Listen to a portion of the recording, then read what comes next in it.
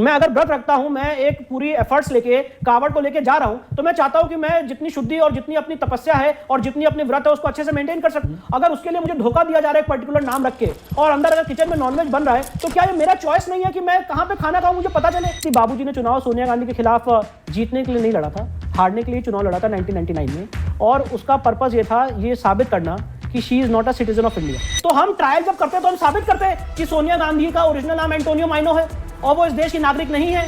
सिर्फ आप एक 3 गुम्मद डाल दें, उससे कोई जगह मस्जिद नहीं हो जाती है। उन गुम्मद के नीचे हिंदू मंदिर के कटे हुए शिखर मिले तो ये पूरा परिसर चीख चीख के कह रहा है कि एक हिंदू मंदिर का परिसर है। नाम नहीं लेना चाहता हूं ब्रांड के जहां पे आप हलाल सर्टिफाइड फूड दे रहे हैं। मैं क्यों हलाल फूड खाऊं? तो अगर एक धर्म को आजादी है हलाल सर्टिफाइड फूड खाने की, तो मुझे भी आजादी है सात्विक फूड खाने की। पर मैं शुक्रगुजार हूं आपका कि आपने इतिहास के इस दर्दनाक पन्ने को दोबारा आज कुरेदा है। हर हर महादेव दोस्तों, जय सनातन, जय हिंद। दोस्तों स्वागत है एक और नई वीडियो में।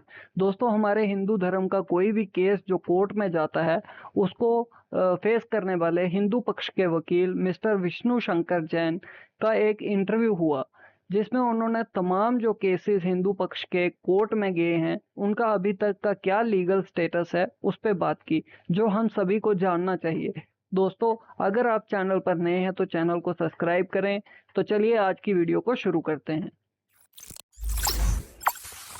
नमस्कार दोस्तों, द रौनक पॉडकास्ट में आप सबका स्वागत है, वेलकम। आज जिस शख्सियत से हम आपको मिलवाने वाले हैं, वैसे तो पेशे से वकील हैं, मगर बहुत सारे लोगों के लिए वो एक सेलिब्रिटी हैं। जी हाँ, उनका पेशा तो वकालत है, मगर उन्होंने अपने इस पेशे को पूरी तरह से सनातन धर्म के लिए समर्पित कर रखा है। पहले इन्होंने अपने वकील पिता के साथ मिलकर अयोध्या में राम मंदिर बनाने की लड़ाई लड़ी, फिर इन्होंने अदालत में ज्ञानवापी मस्जिद के मंदिर होने का मामला खोला। ये मथुरा में कृष्ण जन्मभूमि का मामला भी लड़ रहे हैं, और अगर हम गलत नहीं हैं तो हिंदू धर्म से जुड़े 100 से ज्यादा मामलों में अदालत में इन्होंने हिंदुओं का पक्ष रखा है। अब इनका और परिचय देने लगूंगा तो ये इंट्रो ही 2-2.5 घंटे का हो जाएगा, तो बिना कोई और भूमिका बांधे स्वागत करते हैं विष्णु शंकर जैन जी का। विष्णु जी बहुत बहुत स्वागत है द रौनक पॉडकास्ट पे। धन्यवाद और शुक्रिया कि आप टाइम निकाल कर यहाँ पर आएंगे। सबसे पहला सवाल जो जहन में आता है, क्योंकि चुनाव भी हो चुका है और ज्ञानवापी का जो केस है वो भी चल भी रहा है, और हमारे पिछले पॉडकास्ट में जब इस केस का जिक्र हुआ था तो कई लोगों ने पूछा भी था ये सवाल कमेंट सेक्शन में कि क्या अगर सरकार पहले से ज़्यादा स्ट्रांग नहीं है तो क्या पॉलिटिकल विल कमज़ोर पड़ेगा और केस पर उसका असर पड़ेगा ज्ञानवापी के केस में? इस पर आप क्या सोचते हैं? देखिए, सबसे पहले मैं कहना चाहता हूं कि इन तरह के केसेस को पॉलिटिकल एक्टिविटी से या इलेक्शंस के रिजल्ट से जोड़ के देखना अपने आप में बड़ा इलॉजिकल है। मैं पूछना चाहता हूं, भाई लोगों ने कहा कि राम मंदिर आपने बनाया, जो पॉपुलर परसेप्शन में बात होती है वो ये होती है कि भाई राम मंदिर आपने बनाया पर अयोध्या आप हार गए। तो मैं पूछना चाहता हूं कि मतलब राम मंदिर में जो अयोध्या हारना एक एमपी इलेक्शन में, इसका ये एक निष्कर्ष निकाला जा रहा है कि राम मंदिर जो हमने बनाया या राम मंदिर की जो पूरी लड़ाई थी वो सार्थक नहीं थी और वो लड़ाई गलत थी। बहुत से लोग ये बातें कह रहे हैं। अब मैं इसका सवाल ये पूछना चाहता हूं कि ज्ञानव्यापी में या वाराणसी में जीत गए तो क्या वो मैंडेट ज्ञानव्यापी के लिए है? मथुरा में जीत गए तो क्या वो मैंडेट श्री कृष्ण जन्मभूमि के लिए है? धार में भोजशाला में जीत गए तो क्या वो मैंडेट धार भोजशाला को रेनोवेट करने के लिए? ये किस तरह की बात हो रही है भाई? एक अगर पार्लियामेंट्री इलेक्शन हो रहा है उसको आप कोर्ट की प्रोसीडिंग से जोड़ के कैसे देख सकते हैं? राम मंदिर का जो जजमेंट आया है वो ऑनरेबल सुप्रीम कोर्ट ने जजमेंट दिया है, और ये 70 साल की 69 ईयर्स की लीगल बैटल हुई है, जिसमें इलाहाबाद हाईकोर्ट ने 30 सितंबर 2010 को अपना फैसला दिया और सुप्रीम कोर्ट ने 9 नवंबर 2019 को अपना फैसला दिया। इसमें आप क्या पॉलिटिकल इंटरफेरेंस करने की हम लोग बात करते हैं? क्या हम ये कहने की कोशिश कर रहे हैं कि इस देश की जुडिशरी पॉलिटिकल मास्टर से इंपैक्टेड होती है? जो मैं बिल्कुल नहीं समझता हूं, मुझे ऐसा लगता भी नहीं है। और आप अगर किसी चुनाव को, एक पार्लियामेंट्री इलेक्शन को या स्टेट इलेक्शन को एक सिविलाइजेशनल बैटल से जोड़ के देख रहे हैं तो ये अपने आप में आप बहुत बड़ा अन्याय कर रहे हैं, क्योंकि एक लीगल इशू है जो कोर्ट के सामने। अगर आप ज्ञानव्यापी मसले की बात करें तो ये लीगल इशू समय डिस्ट्रिक्ट जज वाराणसी साहब के सामने है, जिसके बाद उनकी अपील जाएगी हाई कोर्ट में, फिर सुप्रीम कोर्ट में। इसमें पॉलिटिकल इंटरफेरेंस की कहां से बात आती है? अगर आप भोजशाला की बात करें तो ये इस समय केस इंदौर हाई कोर्ट में है, जो इस समय इंदौर हाई कोर्ट की डिवीजन बेंच एजुडिकेट कर रही है और सुप्रीम कोर्ट में डिवीजन बेंच उसको एजुडिकेट कर रही है। अगर आप मथुरा श्री कृष्ण जन्मभूमि की बात करें तो ये केस इस समय इलाहाबाद हाई कोर्ट में सिंगल जज के यहाँ चल रहा है, ओरिजिनल ट्रायल चल रहा है जैसे राम मंदिर का चला। अगर आप कुतुब मीनार की बात करें तो उस समय साकेत की सिविल कोर्ट में चल रहा है। तो पॉलिटिकल इंटरफेरेंस या पॉलिटिकली किसी पार्टी का स्ट्रांग होना या किसी पार्टी का वीक होना, मैं ऐसा समझता हूं इसका कोई इंपैक्ट जुडिशियल वर्डिक्ट्स पे या जुडिशियल जो चीजें हो रही हैं उस पर नहीं आता है। हाँ, एक बात मैं जरूर कहना चाहता हूं कि जिन केसेस में सरकार पार्टी है, जिन केसेस में गवर्नमेंट पार्टी है, बहुत सारे केसेस ऐसे हैं जैसे ज्ञानव्यापी का केस है, उसमें गवर्नमेंट फॉर्मल पार्टी है, उनका कोई एक्टिव रोल नहीं है, क्योंकि ये दो कम्युनिटीज के बीच में डिस्प्यूट है। ठीक है, अंजुमन इंतजामिया के बीच में और क्या कहते हैं हिंदू पक्ष के बीच में। श्री कृष्ण जन्मभूमि भी इसमें गवर्नमेंट का बहुत ही मिनिमम रोल है, क्योंकि दो समुदायों के बीच का डिस्प्यूट है। पर जहां पे गवर्नमेंट एक एक्टिव पार्टी है वहां पे आप कह सकते हैं कि भाई अगर कोई पार्टी आई तो उसका क्या स्टैंड होगा, उसका क्या एफिडेविट होगा, वहां पे तो हम समझ सकते हैं। पर जहां पे दो कम्युनिटीज इन्वॉल्व हैं और उनके बीच में सिविल डिस्प्यूट है, तो मुझे लगता है इसमें गवर्नमेंट का क्या स्टैंड होगा या क्या एफिडेविट होगा उससे कोई लेना देना ही नहीं है। श्री राम मंदिर की बात आपने कही, जब प्राण प्रतिष्ठा का दिन था तो उस समय कई नामों की चर्चा थी, उससे पहले भी कई नामों की चर्चा थी, आपके पिताजी के नाम की भी चर्चा उसमें हुई। वो इस केस से बहुत पहले से भी जुड़े हुए थे। इस कहानी के बारे में बताइए कि कैसे उस केस से उनका जुड़ना हुआ और आगे की क्या बात थी? तो सेक्शन 24 की एप्लीकेशन फाइल की थी गवर्नमेंट ने और उस एप्लीकेशन को अलाउ किया था और 1989 में ये मामला इलाहाबाद हाईकोर्ट में आया और इलाहाबाद हाईकोर्ट ने इसका ओरिजिनल ट्रायल करना शुरू किया। उस समय मेरे बाबूजी ने इसमें अपना इसमें जुड़े हिंदू महासभा की तरफ से। उन्होंने सबसे पहले इस केस में एक स्ट्रॉन्ग WS हिंदू पक्ष की तरफ से कोर्ट में फाइल किया और ये बताया कि किस तरह से बाबर ने वहां पे आक्रांता की थी और हमारे मंदिर को तोड़ा था और ये पूरा परिसर हमको चाहिए, पूरा परिसर भगवान राम में विराजमान है, उनमें ही समाहित है, ये सारी बातें उसमें कहीं। फिर साथ ही साथ जो उसमें जितनी रिसर्च हो सकती है वो सारी रिसर्च की गई कि गुरु नानक देव ने वहां पे 1510 में विजिट किया था और राम मंदिर के दर्शन किए थे, सरयू का स्नान किया था। साथ ही साथ जो वहां पे धर्मशाला कब्जा कर ली थी मुलायम सिंह गवर्नमेंट ने, उस धर्मशाला को खाली कराने का काम हो, जो कारसेवकों पे निहत्थे कारसेवकों पे गोली चलवाई उन निहत्थे कारसेवकों को न्याय दिलाने का काम हो, ऐसे तमाम काम जो अलाइड काम होते हैं। और साथ ही साथ मैं आपको बताना चाहता हूँ 6 दिसंबर 1992 को जब ढांचा गिरा था तो वहां पे पूजा पाठ रुक गई थी। तो मेरे बाबूजी ने कोर्ट में जाके उसी दिन मेरी दादी जी का देहांत हुआ था 6 दिसंबर 1992 को। तो 13वीं के बाद 20 दिसंबर 1992 को उन्होंने इलाहाबाद हाईकोर्ट की लखनऊ खंडपीठ में याचिका डाली थी और ये कहा था पहली बार इस देश की संवैधानिक इंडिया में, लीगल इंडिया में आर्गुमेंट किया गया था कि भगवान राम संवैधानिक पुरुष है, संविधान के ओरिजिनल पृष्ठों पे हैं, कॉन्स्टिट्यूशनल एंटिटी हैं, कॉन्स्टिट्यूशनल डेटी हैं और इनके दर्शन करना हमारा फंडामेंटल राइट है, दर्शन नहीं रोके जा सकते हैं। 20 दिसंबर 1992 को जस्टिस हरिनाथ तिलहरी साहब ने इसकी लगातार सुनवाई की 10 दिन तक और उसके बाद 1 जनवरी 1993 को उन्होंने ऐतिहासिक फैसला दिया और उन्होंने कहा कि भगवान राम के दर्शन तुरंत खोले जाएं और भगवान राम संवैधानिक पुरुष हैं। ये सारी बातें 1 जनवरी 1993 के बड़ा हिस्टोरिकल जजमेंट है, वो आया और उसका रिजल्ट ये हुआ कि आज हम लोग 22 जनवरी 2024 का ये दिन देख पा रहे हैं, क्योंकि उसके बाद अध्यादेश आ गया, वो जमीन कैप्चर हो गई और जो यथास्थिति चल रही थी वो यथास्थिति चलती रही। तो मैं ऐसा मानता हूं 1 जनवरी 1993 का जो फैसला था जिसमें मेरे बाबूजी का मैं कह सकता हूं गिलहरी के माध्यम से योगदान है, तो वो एक बहुत इंपॉर्टेंट टर्निंग पॉइंट था इस केस का। इसके बाद इस केस में जो पूरी लीगल टीम है उन्होंने जो रिसर्च की, चाहे मैंने आपको गुरु नानक देव का इतिहास बताया, अलग अलग तरह से बाबर के आने से पहले क्या हुआ, बाबर के आने के बाद क्या हुआ, 300 साल का इतिहास क्यों चुप रहा, मुस्लिम पक्ष आज तक कोई जवाब क्यों नहीं दे पाया कि 1528 से लेकर 1855 तक उनके पास वहां पे नमाज करने का कोई भी डॉक्यूमेंट, कोई भी प्रूफ नहीं है। ये एक बहुत इंपॉर्टेंट फैक्टर बना। तो ये सारी चीजें हैं जो मतलब राम मंदिर केस ने मुझे लगता है मुझे, पूरे लीगल सिस्टम को, पूरे हिंदू समाज को सिखाया है कि अगर आप इस तरह के सिविलाइजेशनल बैटल्स कर रहे हैं तो आपको किस पर्सपेक्टिव में उसको डील करना पड़ेगा। आपको प्रमाण निकालना पड़ेगा कि मंदिर कैसे तोड़ा गया, मंदिर तोड़ने से पहले मंदिर के क्या सबूत थे, मंदिर तोड़ने के बाद वहां पे क्या हुआ, उसकी क्या लीगल इंपॉर्टेंस है डेटी की। ये सारी बातें बखूबी राम मंदिर के जजमेंट में, मैं ऐसा मानता हूं ऑनरेबल सुप्रीम कोर्ट के जो 5 जजेस हैं उन्होंने उसको इनकैप्सुलेट किया। क्या ये भी सच है कि मुस्लिम पक्ष ने भी आपके पिताजी से ये कहा था कि हमारी तरफ से लड़ें केस को? जी बिल्कुल, ये बात सच है। जो उस समय बाबरी मस्जिद एक्शन कमेटी के जफर आप जिलानी साहब हैं, उन्होंने ऑफर दिया था मेरे फादर को, हरिशंकर, तब उन्होंने किसी की तरफ से वकालतनामा फाइल नहीं किया था। तो ही वॉज अ वेरी, जिसे कह सकते हैं वेरी गुड, एक कह सकते हैं लॉयर प्रैक्टिसिंग इन लखनऊ बेंच। तो उनको ये ऑफर दिया था बाबरी मस्जिद एक्शन कमेटी ने कि आप उनकी तरफ से पैरवी करें और उस केस में उनकी तरफ से लॉयर बने। पर मेरे पिताजी ने अपने जमीर को देखा, अपने अंतरात्मा को देखा और उन्होंने ये निर्णय लिया कि वो भगवान राम के खिलाफ कभी भी बहस नहीं करेंगे। उनकी जो अंतरात्मा है, उनकी अंतरात्मा ने कहा कि भगवान राम के साथ उनको खड़ा रहना है और जो धर्म है उसके साथ खड़े रहना है और जो लोगों ने अधर्म किया है और जो लोगों ने हमारे मंदिर को तोड़ा है उसके पक्ष में वो कभी नहीं खड़े हो सकते, चाहे जितनी भी फीस दी जाए, चाहे जितने बड़े बड़े प्रलोभन दिए जाए। तो उन्होंने उस ऑफर को ठुकरा दिया और उसके बाद उन्होंने निरंतर 2019 तक राम मंदिर में अपनी सेवाएं दी, राम मंदिर की। जी, थैंक यू वेरी मच। 100 से ज़्यादा ऐसे मामले हैं हिंदुओं के पूजा स्थल को लेकर या उनके हितों से जुड़े हुए, जिसमें आप जुड़े हुए हैं, उसके केसेस से जुड़े हुए हैं। कौन कौन से ऐसे फैक्टर्स हैं जो आपको लगता है कि जिनकी वजह से ये दावा किया जा रहा है कि ये चीज़ें, ये जगह हमको मिलनी चाहिए, चाहे वो ज्ञानवापी का मुद्दा हो, चाहे वो मथुरा में कृष्ण जन्मभूमि का मुद्दा हो? ज्ञानवापी से शुरू करते हैं और ऐसे और कौन से आपके दिमाग में आते हैं या मन में आते हैं जिनके बारे में आप यहाँ मेंशन करना चाहेंगे? ऑब्वियसली सारे 100 के बारे में तो बात नहीं कर पाएंगे, बट कुछ ऐसी चीज़ें जो आप यहाँ कहना चाहें, शुरुआत अगर ज्ञानवापी से करें तो। देखिए, ज्ञानवापी का केस जब हमने इसकी रिसर्च की तो हमने ये पाया कि जो हमारे सनातन धर्म में 12 ज्योतिर्लिंग हैं, उन 12 ज्योतिर्लिंग में से 5 ज्योतिर्लिंग स्वयंभू हैं और उन 5 स्वयंभू ज्योतिर्लिंग में जो सबसे पहला ज्योतिर्लिंग है वो आदि विश्वेश्वर का ज्योतिर्लिंग है जो ज्ञानव्यापी में है। ये सबसे महत्वपूर्ण केंद्र है और ये जिसे कहें आध्यात्मिक केंद्र है, हमारे लिए मदर ऑफ सिविलाइजेशन है और पूरी सनातन संस्कृति के लिए जो 5 कोस का अभिमुक्त क्षेत्र है वो डिविनिटी से भरा हुआ क्षेत्र है। शायद उस डिविनिटी को मैं आपके सामने उतने ज्यादा वर्ड्स में एक्सप्लेन ना कर पाऊं, वो डिविनिटी हमें वहीं पर जाके महसूस हो सकती है। उस जगह को तोड़ा गया औरंगजेब द्वारा 1670 में, वो तोड़ने का फरमान हमारे पास है। और सबसे बड़ी बात यह है कि अगर सारे हिस्टोरिकल पर्सपेक्टिव को 1 मिनट के लिए छोड़ भी दें तो जो आज आप ज्ञानव्यापी मस्जिद कह रहे हैं वो अपने आप में एक बहुत बड़ा प्रश्न चिन्ह लगाता है, क्योंकि ज्ञानव्यापी नाम से कभी भी कोई मस्जिद हो ही नहीं सकती है। ज्ञानव्यापी एक इस्लामिक शब्द है ही नहीं। और अगर आप उस स्ट्रक्चर को एज इट इज देखें और ऐसा ही रिपोर्ट का अध्ययन करें, और ऐसा नहीं है कि मैं आज आपके सामने कोई यहाँ पे भावनात्मक बात कर रहा हूं, मैं आपके सामने फैक्चुअल बात कर रहा हूं। अगर आप ज्ञानव्यापी परिसर का अध्ययन करें, पूरी की पूरी पश्चिमी दीवार, वेस्टर्न वॉल चीख चीख के कह रही है कि एक हिंदू मंदिर का परिसर है। ये बात एएसआई ने अपनी रिपोर्ट में लिखी है। जो नीचे तहखाने हैं, उन तहखानों में हिंदू देवी देवताओं की कटी हुई मूर्तियां मिली हैं। संस्कृत से लिखे हुए श्लोक मिले हैं। जो व्यास परिवार था वो आज जो नंदी भगवान है उनके ठीक सामने उसी मस्जिद परिसर में, तथाकथित मस्जिद परिसर में ग्राउंड फ्लोर में पिछले 500 साल से पूजा करता चला आ रहा था। जो वजू टैंक है वहां पे 16 मई 2022 को शिवलिंग बरामद हुआ है। जो अंदर कैलेंडर है जिसमें लिखा हुआ है ज्ञान व्यापी मस्जिद, जब उस कैलेंडर को उठा के देखा गया तो उसके नीचे स्वास्तिक के चिन्ह मिले, डमरू के चिन्ह मिले।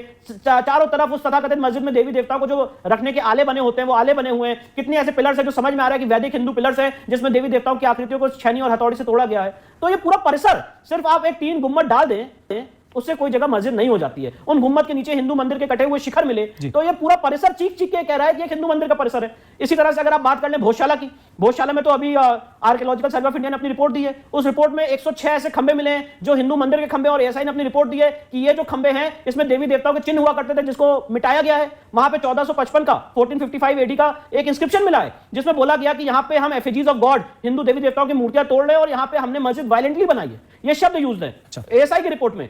ओम नमः शिवाय, सरस्वती, ओम सरस्वती नमः, ये सारे वहां पे शिलालेख पत्थर उस कमाल मौला दरगाह के अंदर, कमाल मौला मस्जिद के अंदर मिले। तो मैं सवाल पूछना चाहता हूं ये मस्जिद कैसे हो सकती है? भारी मात्रा में नरसिम्हा भगवान की जो आकृति है, गणेश जी की, ब्रह्मा जी की, ये सारी आकृति भोजशाला परिसर से मिली है। कितने ऐसे सबूत मिले हैं जो साबित करते हैं, जो इंगित करते हैं कि एक हिंदू मंदिर का परिसर है। इसी तरह से अगर आप कुतुब मीनार की बात करें तो कुतुब मीनार में जो आज हम लोग बात करते हैं कि एएसआई ने वहां पे बोर्ड लगाया है, वो एएसआई ने तो सिर्फ ट्रांसलेशन किया है। आज जो कुव्वतुल इस्लाम मस्जिद है जो कुतुब मीनार परिसर के अंदर बनी हुई है, जहां पे हम और आप जाते हैं, पिकनिक मनाते हैं अपने बच्चों को ले जाके, आज उस कुव्वतुल इस्लाम मस्जिद के ही वहां पे एनग्रेव्ड है कि ये 27 जैन मंदिर और हिंदू मंदिर को तोड़ के उसके मलबे से बनाई गई।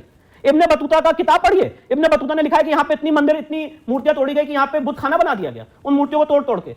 तो ये कुतुब मीनार का आप जीता जाकर उदाहरण देख सकते हैं, भोजशाला का देख सकते हैं, ज्ञान व्यापी का देख सकते हैं। साथ ही साथ अगर आप बात करें कृष्ण जन्मभूमि की, तो कृष्ण जन्मभूमि में भारी मात्रा में हिस्टोरिकल रिसर्च है कि यहाँ पे प्री एग्जिस्टिंग टेंपल हुआ करता तो उस मंदिर को तोड़ा गया है और वहां पे जो आज शाही ईदगाह मस्जिद बनी, मैंने अपनी पिटिशन में लिखा है कि जो कंस का कारागार है, जो भगवान कृष्ण का ओरिजिनल जन्म स्थल था, वो आज भी वहीं पे नीचे उस मस्जिद के नीचे है। और माननीय न्यायालय ने, ऑनरेबल इलाहाबाद हाईकोर्ट ने मेरी पिटिशन पे एडवोकेट कमीशन का ऑर्डर किया था कि यहाँ पे एडवोकेट कमीशन के द्वारा सर्वे किया जाए। जो फर्स्ट स्टेप होता है इस केस का, वो मामला भी सुप्रीम कोर्ट ने स्टे कर रखा है, सुप्रीम कोर्ट में विचाराधीन है। तो ऐसे इन जितने केसेस मैंने आपके सामने रखे, इसमें मैं आपके सामने कहना चाहता हूं इमोशनल एंगल है ही नहीं।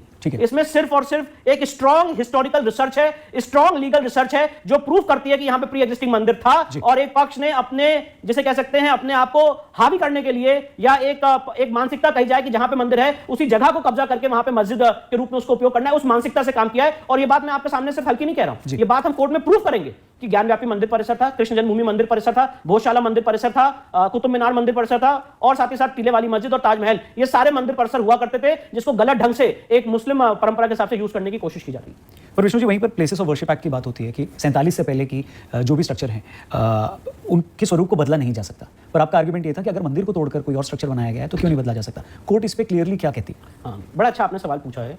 प्लेसेस ऑफ वर्शिप एक्ट के 2 इंटरप्रिटेशन है। ठीक है। प्लेसेस ऑफ वर्शिप का एक इंटरप्रिटेशन वो है जो आज एक पॉपुलर नैरेटिव बनाया जा रहा है बड़े बड़े बैरिस्टर्स द्वारा, और वो मैं आपको बताना चाहता हूं इंटरप्रिटेशन एक्ट में नहीं लिखा हुआ है, वो बनाया जा रहा है इंटरप्रिटेशन। और इंटरप्रिटेशन क्या है जो बड़े बड़े बैरिस्टर्स हैं उनका, कि ये सेक्युलरिज्म के एक जीता जागता उदाहरण है। दूसरा इंटरप्रिटेशन क्या बनाया जा रहा है कि 15 अगस्त 1947 को आपने फ्रीज कर दिया है और राम मंदिर के अलावा कोई और डिस्प्यूट को रेज नहीं कर सकते। यही तो आर्गुमेंट किया जा रहा है। आर्गुमेंट क्या है प्लेसेस ऑफ वर्शिप एक्ट के फेवर में? आर्गुमेंट यह है कि राम मंदिर को एग्जेम्पशन दिया था। एग्जेम्पशन क्या दिया था कि राम मंदिर को आपको दे नहीं दिया था कि राम मंदिर के ऊपर हिंदू समाज के लोग केस लड़ सकते हैं, केस का जो फैसला होगा वो बाद में देखा जाएगा, बट आपको हमने एग्जेम्पशन दे दिया कि you can fight the case. ये आर्गुमेंट किया जा रहा है, बाकी चीजों के ऊपर बात ही नहीं होगी। एक लेजिस्लेचर ने, पार्लियामेंट ने उस पर सील लगा दी है, एक मैंडेट, एक इंजंक्शन जारी कर दिया। अब दूसरा आर्गुमेंट देखिए, इसका दूसरा पहलू देखिए जो मैं आपके सामने रख रहा हूं, इसको एनालाइज करिए। प्लेसेस ऑफ वर्शिप एक्ट का एक फर्जी नैरेटिव बनाने से अच्छा होगा कि लोग प्लेसेस ऑफ वर्शिप एक्ट को पढ़ें। और सिर्फ मेरी बात नहीं है, अब तो जुडिशियल प्रोनाउंसमेंट्स भी आ गए, उसको भी मैं बता रहा हूं। प्लेसेस ऑफ वर्शिप एक्ट के सेक्शन 4 सब क्लॉज 1 में और 4 सब क्लॉज 2 में जो शब्द यूज है वो है रिलीजियस कैरेक्टर, धार्मिक स्वरूप। मतलब 15 अगस्त 1947 को जो जिस जगह का धार्मिक स्वरूप था वो वैसा ही रहेगा। धार्मिक स्वरूप का अर्थ क्या हुआ? अगर अपनी बात को उदाहरण से समझाऊं कि अगर आज मैं किसी मस्जिद में जाकर मूर्ति रख दूं तो क्या मस्जिद का धार्मिक स्वरूप बदल जाएगा? आप ही कहोगे कि भाई अगर मस्जिद है, once a mosque always a mosque, once a waqf always a waqf, आपके घुस जाने से, वहां पे पूजा पाठ कर लेने से मस्जिद का स्वरूप नहीं बदलेगा। उसी तरह से अगर आप किसी मंदिर में घुस जाओ और वहां पे वजू करना शुरू कर दो, नमाज करना शुरू कर दो और हमारे क्या कहते हैं जो देवी देवताओं का जो हमारे जो मंदिर की परंपरा है उसके खिलाफ काम करना शुरू कर दो, तो आपके जबरन कब्जा कर लेने से किसी मंदिर का धार्मिक स्वरूप खत्म नहीं होगा। और यही बात हमने कोर्ट में आर्ग्यू की। ऑनरेबल डिस्ट्रिक्ट जज वाराणसी ने 12 सितंबर 2022 को यही बात होल्ड की। ऑनरेबल इलाहाबाद हाईकोर्ट ने 31 मई 2023 को यही बात होल्ड की। और उसके बाद अभी honourable mister justice Rohit Ranjan Agarwal साहब का इसमें बड़ा अच्छा जजमेंट आया है 19 दिसंबर को 2023 को, जिसमें उन्होंने बात कही है कि प्लेसेस ऑफ वर्शिप एक्ट धार्मिक स्वरूप तय करने की आजादी देता है। It gives the liberty to ascertain the religious character. इसका अर्थ यह हुआ कि धार्मिक स्वरूप को तय करने के लिए हम केसेस फाइल कर सकते हैं। मतलब फॉर एग्जांपल अगर कोई आदमी कह रहा है कि ज्ञानव्यापी जो है मस्जिद है, तो मैं केस फाइल कर सकता हूं और एविडेंस ला सकता हूं कोर्ट के सामने कि ये मस्जिद नहीं है और 15 अगस्त 1947 को ये मस्जिद नहीं थी, 15 अगस्त 1947 से पहले ये मस्जिद नहीं थी और इसका धार्मिक स्वरूप एक हिंदू मंदिर का है। तो प्लेसेस ऑफ वर्शिप एक्ट का ये एक दूसरा इंटरप्रिटेशन है जो हम दे रहे हैं और जिसमें हम कोर्ट्स में, 2 कोर्ट्स में हम सक्सीड कर चुके हैं। इस समय मैटर सुप्रीम कोर्ट में विचाराधीन है। साथ ही साथ मैं आपको बताना चाहता हूं कि प्लेसेस ऑफ वर्शिप एक्ट की कॉन्स्टिट्यूशनल वैलिडिटी मैंने सुप्रीम कोर्ट में चुनौती दी है। और एक बात और कहना चाहता हूं, एक पक्ष ये कहता है कि सेक्युलरिज्म इस कॉन्स्टिट्यूशन का बेसिक स्ट्रक्चर है। अगर अंबेडकर साहब को आप पढ़िए और कॉन्स्टिट्यूशन के जो निर्माता हैं, जो फ्रेमर्स ऑफ द कॉन्स्टिट्यूशन है, उनको पढ़िए, तो उन्होंने कहा था, उनसे पूछा गया था कि आप इस संविधान की आत्मा को क्या मानते हैं, तो उन्होंने कहा था कि लोगों के कोर्ट जाने का अधिकार इस संविधान की आत्मा है। एल चंद्र कुमार के केस में सुप्रीम कोर्ट ने कहा है कि judicial review is the basic structure of the constitution, this the basic structure of the constitution. तो अगर ये इंटरप्रिटेशन ले भी लिया जाए, जो लोग कह रहे हैं कि आप, उनका इंटरप्रिटेशन क्या है कि इस तरह के सिविलाइजेशनल बैटल के लिए आप कोर्ट नहीं जा सकते हैं, तो अगर आप लोगों के कोर्ट जाने का अधिकार छीन लेंगे तब भी तो आप बेसिक स्ट्रक्चर को वायलेट कर रहे हैं। तो हम लोग यहाँ पे ये नहीं कह रहे हैं कि ज्ञानव्यापी में अगर विष्णु शंकर जैन ने, हरिशंकर जैन ने कह दिया कि ये मंदिर है तो आप मान लीजिए। ये पूरी सिविलाइजेशन ये कह रही है कि ये जितने सिविलाइजेशनल डिस्प्यूट्स हैं, अगर डिस्प्यूट है तो उसको कोर्ट में डेमोक्रेटिकली उसको लड़ा जाए, दोनों पार्टीज अपने तर्क दे, अपने एविडेंसेस दे और उसके बाद कोर्ट उसमें अल्टीमेटली निर्णय दे। पर आप ये नहीं कह सकते हैं कि इसके बारे में बात ही नहीं हो। तो सर आपने 2 इंटरप्रिटेशन जो बताए, उसमें से राइट इंटरप्रिटेशन क्या है? इसको लीगल टर्म पे समझा जा सकता है या फिर अपने हिसाब से इंटरप्रेट किया जा सकता है? क्योंकि अगर यही इंटरप्रिटेशन है जो सेकंड इंटरप्रिटेशन आपने बताया, तो फिर तो इसको फाइट करने की भी जरूरत नहीं है। जहां पर ये कहा जा रहा है कि अगर ये गवर्नमेंट चाहे तो प्लेसेस ऑफ वर्शिप एक्ट को हटा सकती है या इसमें अमेंडमेंट कर सकती है, इसको जो भी कर सकती है, तो इसको तो तोड़ने की जरूरत नहीं, क्योंकि ये तो एज इट इज जो इंटरप्रिटेशन है वो है। बिल्कुल, देखिए हमने तो, देखिए एक तो सिचुएशन ये है कि जो इंटरप्रिटेशन आज चल रहा है उसके आधार पे जो हमने जुडिशियल मेहनत की है और जो 2 वर्डिक्ट्स आए हैं कोर्ट के, वो एकदम क्लियर कर रहे हैं और प्लेसेस ऑफ वर्शिप एक्ट से जो धार्मिक लिटिगेशन चल रही है, जो सिविलाइजेशनल बैटल्स चल रही हैं, उसमें कोई अड़चन या उसमें कोई रुकावट या कोई इंजंक्शन नहीं आ रहा। ठीक है। दूसरा इसका पहलू ये है कि अगर कोई भी आप इस्लामिक स्कॉलर से बात करेंगे तो वो आज आपके सामने ऑन रिकॉर्ड या ऑफ रिकॉर्ड ये नहीं कह सकता है कि भाई किसी भी जगह मंदिर तोड़ के मस्जिद बना सकते हैं। तो यहाँ पे तो उन्हीं जगहों की बात हो रही है जहां पे मंदिर तोड़ के मस्जिद बनाई गई, ठीक है, उसी को रेस्टोर करने की बात हो रही है। तो देखिए मैं ये कहना चाहता हूं, पहली बात तो जो मैं आज आपके सामने इंटरप्रिटेशन रख रहा हूं, मेरे हिसाब से वही इंटरप्रिटेशन है और जो लोग उसमें भ्रम फैलाने की कोशिश कर रहे हैं, तो उसके लिए हमने एक लीगल प्रिकॉशन लिया हुआ है कि सुप्रीम कोर्ट में हमने उसकी कॉन्स्टिट्यूशनल वैलिडिटी चैलेंज कर रखी है। अब जब सुप्रीम कोर्ट में मैटर ट्रैवल कर चुका है, सुप्रीम कोर्ट ने उसमें नोटिस जारी किया है और अल्टीमेटली अब सुप्रीम कोर्ट में पूरी डिबेट होगी और अगर सुप्रीम कोर्ट आज यही इंटरप्रिटेशन जो इलाहाबाद हाईकोर्ट ने दिया है सिर्फ उतना ही होल्ड कर देता है कि भाई धार्मिक स्वरूप तय करने की आजादी देता है places of worship act, so we are through. Places of worship act ना रिपील हो जाता है तो अच्छी बात है, क्योंकि इस एक्ट के आने से कोई जो नुकसान हुआ है वो ज्ञानव्यापी में हमने झेला है। 30 साल तक किसी कंट्रोवर्सी में ज्ञानव्यापी का केस अटका रहा, तो इसी मिस इंटरप्रिटेशन में ही अटका। यस, 1991 में जब केस फाइल हुआ, 30 साल तक ऑन रिकॉर्ड में आपके सामने कह रहा हूं बहुत जिम्मेदारी से, 30 साल तक जब तक 19 दिसंबर 2023 को फैसला नहीं आया, ये मामला इसी मतलब कश्मकश में उलझा रहा कि places of worship act apply होता है कि नहीं होता। पर जो एक लीगल रिसर्च की गई है उससे एक फायदा ये हुआ है कि ये 3 जजमेंट्स आए हैं जिससे अब ये रास्ता क्लियर हुआ है और रिलीजियस कैरेक्टर असर्टेन करने के लिए केसेस फाइल हो सकते हैं। कोर्ट जाना हमारा फंडामेंटल राइट है, basic structure of the constitution है। ये बात मैं आपके सामने बहुत स्ट्रांगली कह रहा हूं। ठीक है सर 1990 में इतिहासकार सीताराम गोयल जी की किताब आई थी जो उन्होंने अरुण शौरी जी और कई राइटर्स के साथ मिलकर लिखी थी, जिसका टाइटल था Hindu temples what happened to them. बेशक आप उस किताब के बारे में जानते होंगे, इसमें मुसलमानों द्वारा बनाई गई ऐसी 1800 इमारतों का जिक्र है जिन्हें हिंदू इमारतों या मंदिरों को तोड़कर बनाया गया है। ज्ञानवापी मस्जिद, पिंजौर गार्डन, बाबरी मस्जिद और ज्ञानवापी मस्जिद का जिक्र है उसमें। सवाल ये है कि आप लोग ऐसे मंदिरों को दोबारा पाने की जो लड़ाई लड़ रहे हैं, क्या आप ऐसी हर मस्जिद पर दावा करते हैं?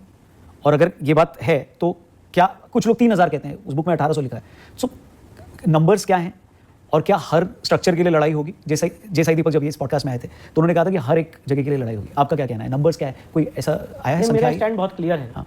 और मेरा बड़ा लीगल स्टैंड है आपके सामने और मेरी पोजीशन ये है कि जहाँ जहाँ ये सबूत मिलेंगे कि मंदिर तोड़ के मस्जिद बनाई गई है, उसको रेस्टोर करने के लिए हमें जब प्रूफ मिलेंगे तो हमारी लीगल टीम उस पर रिसर्च करेगी और अगर स्ट्रॉन्ग लीगल रिसर्च मिलेगी तो उस पर हम केसेस फाइल करेंगे, उसको रिक्लेम करेंगे, उसको रेस्टोर करने के लिए लड़ाई लड़ेंगे, चाहे जितने भी नंबर हो। सोशल हार्मनी का केस। देखिए अगर आप बात समझिए, अगर आप एक लीगल प्रिंसिपल पे आप बात कर रहे हैं और अगर लीगल प्रिंसिपल ये है कि मंदिर तोड़ के मस्जिद नहीं बनाई जा सकती, आज इसको रिवर्स कर लें। ठीक है, अगर सपोज करिए उदाहरण मिलते हैं कि यहाँ पे बहुत सारी ऐसी मंदिर है जो मस्जिद तोड़ के बनाई गई है, जो हिंदू लॉ का भी वायलेशन है और जो इस्लामिक लॉ का भी वायलेशन है, तो क्या उसको परमिट किया जाता? अगर आज सुप्रीम कोर्ट ने जब राम मंदिर का जजमेंट दिया और ये जितनी बातें मैं आपके सामने कर रहा हूं, अगर आप आज पीवी काणे साहब का धर्मशास्त्र पढ़ लें जिनको भारत रत्न से नवाजा गया है, आप गोपाल चंद्र शास्त्री को पढ़ लें, बीके मुखर्जी का हिंदू लॉ पढ़ लें, तो इन तीनों किताबों में क्या लिखा हुआ है और उसका सार क्या है? Once a temple always a temple.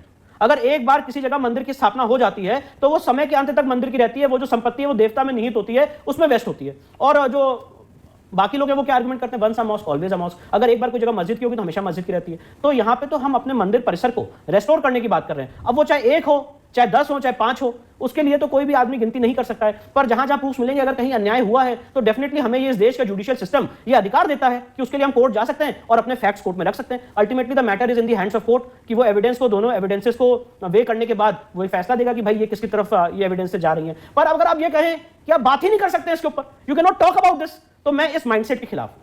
उसका लॉजिक, उनका आर्गुमेंट है कि सोशल हार्मनी, क्योंकि हो सकता है 30,000 हो, लेकिन अगर आप हर एक चीज करते रहेंगे तो तिल तिल करके, धीरे धीरे करके वो सामने वाली कम्युनिटी को बहुत ज्यादा हर्ट करेगा। और फिर ये कैसे सॉल्व होगा, पूरा चीज कैसे? मैं आपसे एक सवाल पूछना चाहता हूं आज बहुत ही संजीदगी से। सर, ज्ञानव्यापी में एक पक्ष ये कह रहा है कि शिवलिंग के ऊपर वजू किया जा रहा है, शिवलिंग के ऊपर वजू किया जा रहा है, ये मेरा आर्गुमेंट है और इसको रोका जाए, और मेरे आर्गुमेंट के आधार पे ऑनरेबल सिविल जज साहब ने उसको सील किया। तो वो क्या सोशल हार्मनी का एक उदाहरण है? आज मैंने आपको भोजशाला का उदाहरण दिया, एएसआई की जो रिपोर्ट है चीख चीख के कह रही है कि एक हिंदू मंदिर का परिसर है, 106 खंबे ऐसे थे जिसमें देवी देवताओं की मूर्तियां थी जिनको हटाया गया। जब वो नमाज पढ़ने जाते हैं 7 अप्रैल 2003 के आदेश के बाद तो यज्ञ कुंड में थूकते हैं, संस्कृत की ऋचाएं मिटाते हैं। तो क्या ये सोशल हार्मनी का उदाहरण है? आज कुतुब मीनार में लिखा हुआ है 27 जैन मंदिर और हिंदू मंदिर को तोड़ के उनके मलबे से यहाँ पे कुव्वतुल इस्लाम मस्जिद बनाई गई है। तो ये क्या सोशल हार्मनी और सोशल जस्टिस का ये उदाहरण है? आज मथुरा श्री कृष्ण जन्मभूमि जो हम सारे लोगों के आराध्य हैं, जिन्होंने गीता का ज्ञान दिया, उनके वहां पे आज जन्मभूमि पे वहां पे शाही ईदगाह मस्जिद बनी हुई है, और अगर उसको रिक्लेम करने के लिए बात करें तो ये सोशल हार्मनी को डिस्टर्ब करने का उदाहरण है। मतलब ये तो भाई आज इलाहाबाद हाईकोर्ट के परिसर में आपने मस्जिद बना दी और इलाहाबाद हाईकोर्ट उसको रिमूव करे, तो ये क्या सोशल आप ये कहना चाहते हैं कि हम सोशल जो आज फैब्रिक है उसको डिस्टर्ब करने की कोशिश कर रहे हैं? ये सोशल फैब्रिक को डिस्टर्ब करने की कोशिश नहीं है रौनक जी। मैं आपके चैनल पे कहना चाहता हूं, ये अपने डिग्निटी को और जो एक इलीगल कब्जा चल रहा है उसको हटाने की लीगल लड़ाई है, ये किसी के खिलाफ लड़ाई नहीं है। अगर जो चीज आपकी नहीं है, जो चीज आपने जबरन कब्जा की है, जिस चीज में एक स्ट्रॉन्ग एविडेंस है, उसको अगर एविडेंस के माध्यम से कोई कोर्ट में प्रूव करना चाहता है, ये उसकी डिग्निटी की वापस। मैं पूछना चाहता हूं क्या कारण है कि मथुरा में जहां श्री कृष्ण जन्मभूमि वहीं पर मस्जिद बनी, जो ज्ञानव्यापी परिसर हम लोगों के आध्यात्मिक केंद्र का सेंटर है, जहां पे हजारों सालों से मंदिर परिसर रहा है, वहीं पे ज्ञानव्यापी मस्जिद बनाने का क्या कारण है? भोजशाला में जो राजा भोज ने वहां पे हमारी मां सरस्वती का मंदिर बनाया था, उसी जगह को मस्जिद के रूप में उपयोग करने का क्या कारण है? मैं पूछना चाहता हूं कुतुब मीनार में जो वहां पे 27 जैन मंदिर और हिंदू मंदिर थे उसको तोड़ने का क्या कारण है? और ऐसे हजारों जगह है, और अगर उसके ऊपर बात की जाए तो इस देश का सेकुलर सिस्टम डिस्टर्ब हो जाएगा। तो मैं ऐसे सेकुलर सिस्टम को नहीं मानता। विष्णु जी, जो बातें आप करते हैं, बिल्कुल दोस्तों, ये सभी हिंदुओं को खड़ा होना होगा और ऐसे जो system, secular system, so called secular system को हम सभी को जो है डिनाई करना चाहिए, इसके खिलाफ खड़े होना चाहिए, क्योंकि ये हमारी भावनाओं को आहत करते हैं। इसके खिलाफ सख्त से सख्त एक्शन होना चाहिए, चाहे वो मीडिया के सामने करें या कोर्ट में करें। वो एक ऐसा जोन है जिसमें कुछ लोग क्लेम करते हैं भावनाएं आहत होती हैं, धमकी वगैरह भी मिलती रहेगी, आपको मिली है इतने साल से आप इस प्रोफेशन में, वो टैकल कैसे करते हैं आप? क्योंकि ये एक बहुत ट्रिकी जोन है। देखिए, मैं आपको बताता हूं, अगर आप मेरा पूरा आप मूल्यांकन करेंगे जी सर, और मेरे पिताजी का पूरा मूल्यांकन करेंगे, तो आज तक मैं बहुत जिम्मेदारी से कहना चाहता हूं आपके सामने, कभी भी मैंने ऐसी कोई बात नहीं कही है जो किसी भी धर्म को आहत करे। मैंने अपने धर्म की लड़ाई लड़ी है, मैंने अपने धर्म को, जो हमारे साथ अन्याय हुआ है। सॉरी टू इंटरप्ट सर, मैं बात इंटरप्रिटेशन की कर रहा हूं। आपने भी कहा प्लेसेस ऑफ वर्शिप एक्ट का इंटरप्रिटेशन, हाँ जी, यहां पर भी मैं बात इंटरप्रिटेशन की कर रहा हूं कि आपने नहीं आहत करी, लेकिन आपकी बात जहां पर जाकर लैंड होती है, मैं उसका जवाब दे रहा हूं। मैंने अपने मनसा वाचा कर्मणा से, अपने कर्म से या अपनी वाणी से कभी भी, जो मैं अपनी कन्विक्शन की बात कर रहा हूं, मैंने भी कभी किसी धर्म को आहत करने की बात नहीं कही है। इसलिए मुझे धमकियों का भी फर्क नहीं पड़ता, क्योंकि मैंने अपने जो मेरे जो पर्सपेक्टिव है उसमें मैंने कभी किसी के खिलाफ बात नहीं कही है। मैंने अपनी कम्युनिटी के हक में बात कही है और ये मेरा हक है कि मैं अपनी कम्युनिटी के लिए लड़ूं। बहुत सारे ऐसे लोग हैं, जफर जिलानी साहब थे, उन्होंने बाबरी मस्जिद एक्शन कमेटी के लिए काफी दिन तक लड़ाई लड़ी, तो उनका कन्विक्शन था इसलिए उन्होंने उसकी लड़ाई लड़ी। मेरे और मेरे पिताजी का कन्विक्शन है इसलिए हम इसकी लड़ाई लड़ रहे हैं। तो धमकियों का फर्क तब पड़ता है जब आप कुछ गलत करें, पर जब आपके मन में सच्चाई है, आपका जो इशू है वो सच है, जब आपको पता है, आपकी स्ट्रॉन्ग लीगल रिसर्च है और आपकी पूरी कम्युनिटी के साथ अन्याय हुआ है, तो कोई धमकी का फर्क नहीं पड़ता है। ठीक है। हाल ही में धार की भोजशाला में एएसआई ने जो सर्वे किया, 94 मूर्तियां वहां पर मिली। हिंदू धर्म से जुड़े और भी कई महत्वपूर्ण सबूत वहां पर मिले। आपका ये भी कहना था कि ये एएसआई प्रोटेक्टेड मॉन्यूमेंट है, तो फिर तो ये तो प्लेसेस ऑफ वर्शिप एक्ट के अंडर में आता भी नहीं। इसके बारे में थोड़ा बताएं, धार की भोजशाला के बारे में थोड़ा। बड़ा इंटरेस्टिंग आपने सवाल पूछा सर। अगर आप places of worship act section 1991 का अध्ययन करेंगे तो सेक्शन 4 सब क्लॉज 3 में ऑलरेडी एग्जेम्पशन है कि जो एरिया एएसआई प्रोटेक्टेड एरिया है, और मैं आपको बताना चाहता हूँ ऑन रिकॉर्ड, ये एएसआई का एफिडेविट है, धार की भोजशाला 1951 में आर्कियोलॉजिकल सर्वे ऑफ इंडिया ने अपने अधीन ले ली थी। तो जब एएसआई ने उसको अपने कंट्रोल में ले लिया और एएसआई प्रोटेक्टेड मॉन्यूमेंट हो गया, तो by virtue of section 4 sub clause 3 of the places of worship act वहां पे एएसआई एक्ट लागू ही नहीं होता, प्लेसेस ऑफ वर्शिप एक्ट लागू ही नहीं होता। ये प्लेसेस ऑफ वर्शिप एक्ट में ही लिखा हुआ है कि जो एएसआई प्रोटेक्टेड मॉन्यूमेंट है वहां पे प्लेसेस ऑफ वर्शिप एक्ट लागू नहीं होगा। तो उसको रिक्लेम किया जा सकता है? नहीं, बिल्कुल, क्योंकि वो एएसआई के प्रोटेक्शन में है, उसका जो कंट्रोल है वो इस समय एएसआई के पास है। और आपको बड़ी इंटरेस्टिंग बात बताना चाहता हूं आपके चैनल पे, 7 अप्रैल 2003 का एएसआई का एक आदेश है जिसमें एएसआई ने यह आदेश दिया, और शायद ऐसा आदेश आपने या आपके दर्शकों ने इस देश की लीगल हिस्ट्री में आज तक कभी सुना नहीं होगा, समझा नहीं होगा, देखा नहीं होगा। 7 अप्रैल 2003 का एएसआई का आदेश है, जिसमें एएसआई ने इस जगह हिंदू समाज को मंगलवार को पूजा करने की इजाजत दी और फ्राइडे को मुस्लिम समाज को इसी जगह पे नमाज पढ़ने की इजाजत दी। भाई या तो एक परिसर मंदिर परिसर है या तो एक परिसर मस्जिद परिसर है, दोनों चीजें नहीं हो सकती हैं। और इसीलिए वहां पे 7 अप्रैल 2003 से पहले और 7 अप्रैल 2003 के बाद तनाव की स्थिति बराबर बरकरार रहती है। बसंत पंचमी के दिन पहले इजाजत मिलती थी कि बसंत पंचमी पे हिंदू समाज के लोग यहाँ पूजा कर सकते हैं, पर जब बसंत पंचमी फ्राइडे को पड़ जाती थी तो वहां पे बहुत बड़ी तनाव की स्थिति हो जाती दिमाग किसका था? अब ये 7 अप्रैल 2003 को जो उस समय के ऑफिसर्स हैं उन्होंने ये आदेश पारित किया है, तो हमने इंदौर हाईकोर्ट में यही बात रखी और यही बात मैं आपके सामने कह रहा हूं कि 7 अप्रैल 2003 के इस आदेश के खिलाफ हमने इंदौर हाईकोर्ट में याचिका लगाई है और ये कहा है कि भाई इसकी इंक्वायरी कर ली जाए। इंक्वायरी करके आज एएसआई की रिपोर्ट आपके सामने आ चुकी है। एएसआई की रिपोर्ट चीख के कह रही है कि हिंदू मंदिर का परिसर है, 94 जो आपने बताया मूर्तियां मिली हैं, मैंने आपको बताया 106 खंबे हैं जिसमें हिंदू देवी देवताओं के चित्र थे, ओम नमः शिवाय, ओम सरस्वती नमः, अलग अलग वहां पे क्या कहते हैं हिंदू धर्म से संबंधित चीजें मिली हैं। तो मैं पूछना चाहता हूं कैसे एक मस्जिद परिसर हो सकता है और कैसे वहां पे जो खिलजी ने, आप उस बलिदान को भूल जाते हैं। अलाउद्दीन खिलजी ने 1310 में जगह को तोड़ दिया था, वहां पे 1200 लोगों को मरवा दिया था जिन्होंने इस्लाम कबूल करने से मना कर दिया। उसके बाद भी हिंदू समाज के लोग बराबर अपने हक के लिए वहां पे लड़ते रहे और आज वो दिन आया है जब हम एक तरफ बढ़ रहे हैं, सोल्यूशन की तरफ बढ़ रहे हैं, जहां पे कोर्ट अपना वर्डिक्ट देगा। पर जब हम सोल्यूशन की तरफ बढ़ते हैं तो एक बात की जाती है कि भाई आप सोशल फैब्रिक डिस्टर्ब कर रहे हैं। तो सोशल फैब्रिक तो वो डिस्टर्ब कर रहे हैं जो मंदिर परिसर में जाके नमाज अदा कर रहे हैं।